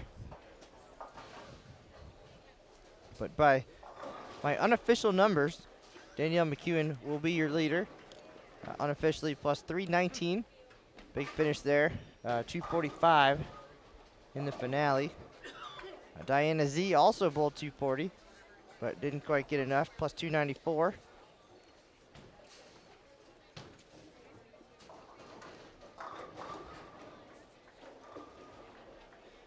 Jen Higgins with a big finish as well. Got to plus 288. All unofficial, of course. And Hui Fen Nu, sorry, we saw her right here next door. 258 finish to get to plus 278. Leanne Holstenberg plus 253 in the mix. And Jazzy Tan was in there at plus 232 with one to go. So she's going to be up in the top 10, I'm sure. But unofficially, again, I'm going to go catch up with Danielle McEwen. Feel good about this math situation. She was your leader with one game to go and bowled higher than just about everybody else. So logic and math both on my side here. So I'm going to check out and go catch up with her, and then we'll do what we do when everybody else goes home. So it's been a pleasure for me being on here with Emil Williams Jr. This is Matt Cannizzaro, and I'm going to let Emil take over here for the last few minutes, and I'll be back tomorrow bright and early. That is Matt Cannizzaro doing what he does best. And that is everything. Good man. Appreciate him. Of course, doing what he does.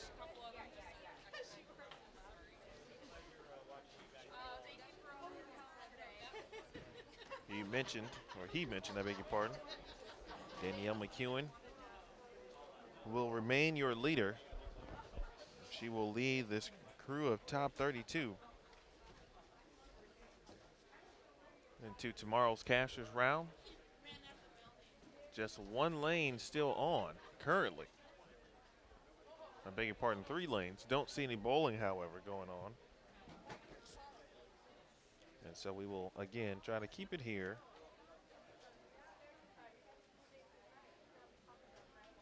Until the official announcement from tournament director Damon Rocco. Okay, bowling fans, that wraps up round 2 qualifying in this year's nationwide PWBA Sonoma County Open. You may be able We're to going to hear him tabulate our scores as quick as we possibly can, and we'll announce our top 32 momentarily. talking about the Just a reminder, competition will scores, start of tomorrow course. morning, We'll 8:30 make sure a.m. those are tabulated as So quick hang as in they there, can. we'll announce our top 32 in just a few minutes.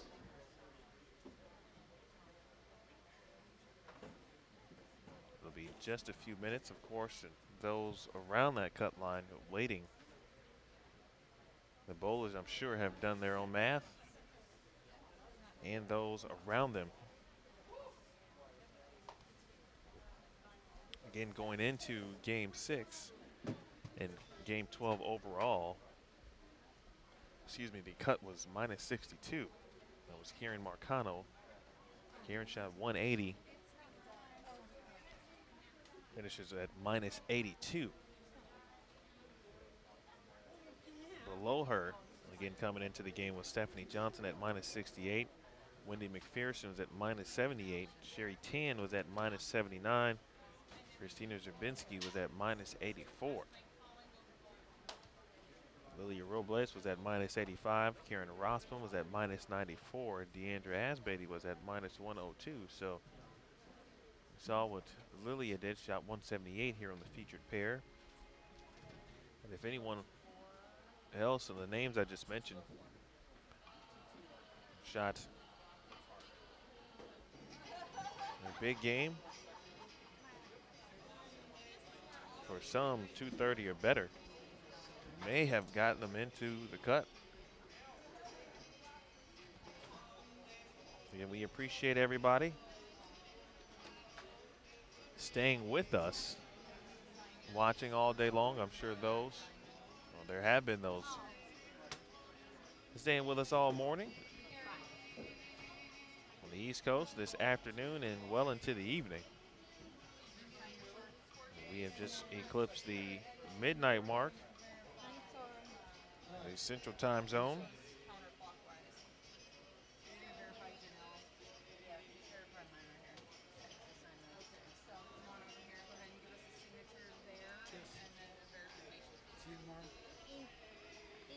Score sheets still being tabulated and taken care of.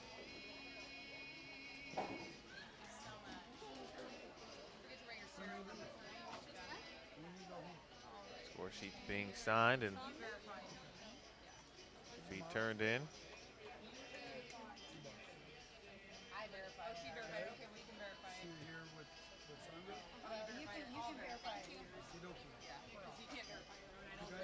We'll give you a rundown of our schedule tomorrow.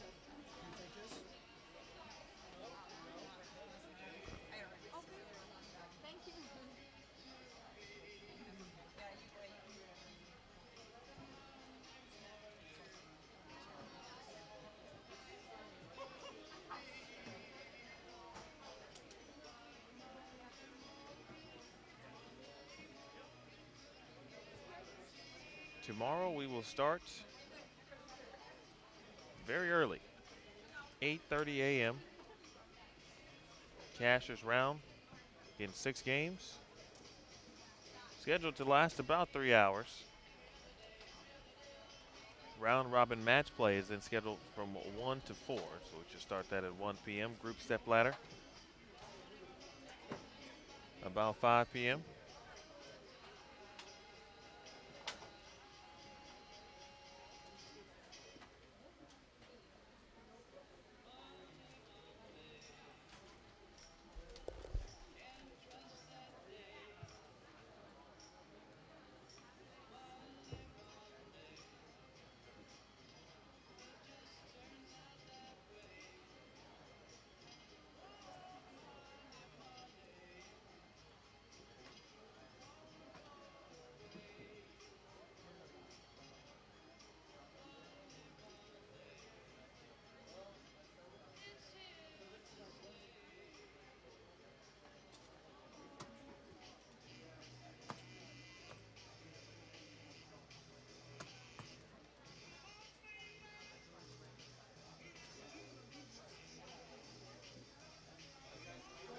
Again, 8:30 a.m. tomorrow.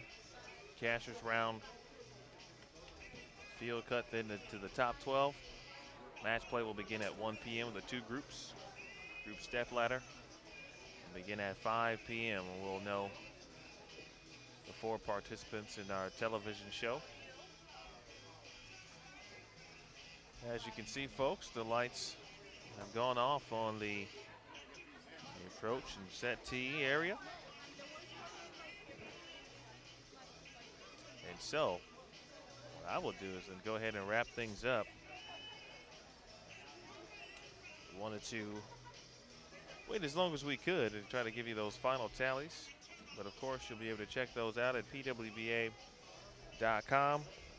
Again, PWBA.com. They have the updated standings. So you can check round 2 qualifying. They have the final tallies there. And tomorrow we will begin the Cashers round at 8:30 a.m. And let me make sure I say Pacific time. 8:30 a.m. Pacific time tomorrow morning.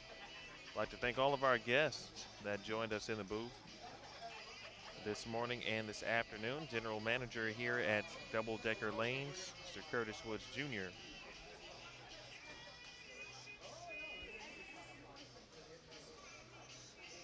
Five-time PWBA champ and 2-time major winner, Mike Fagan.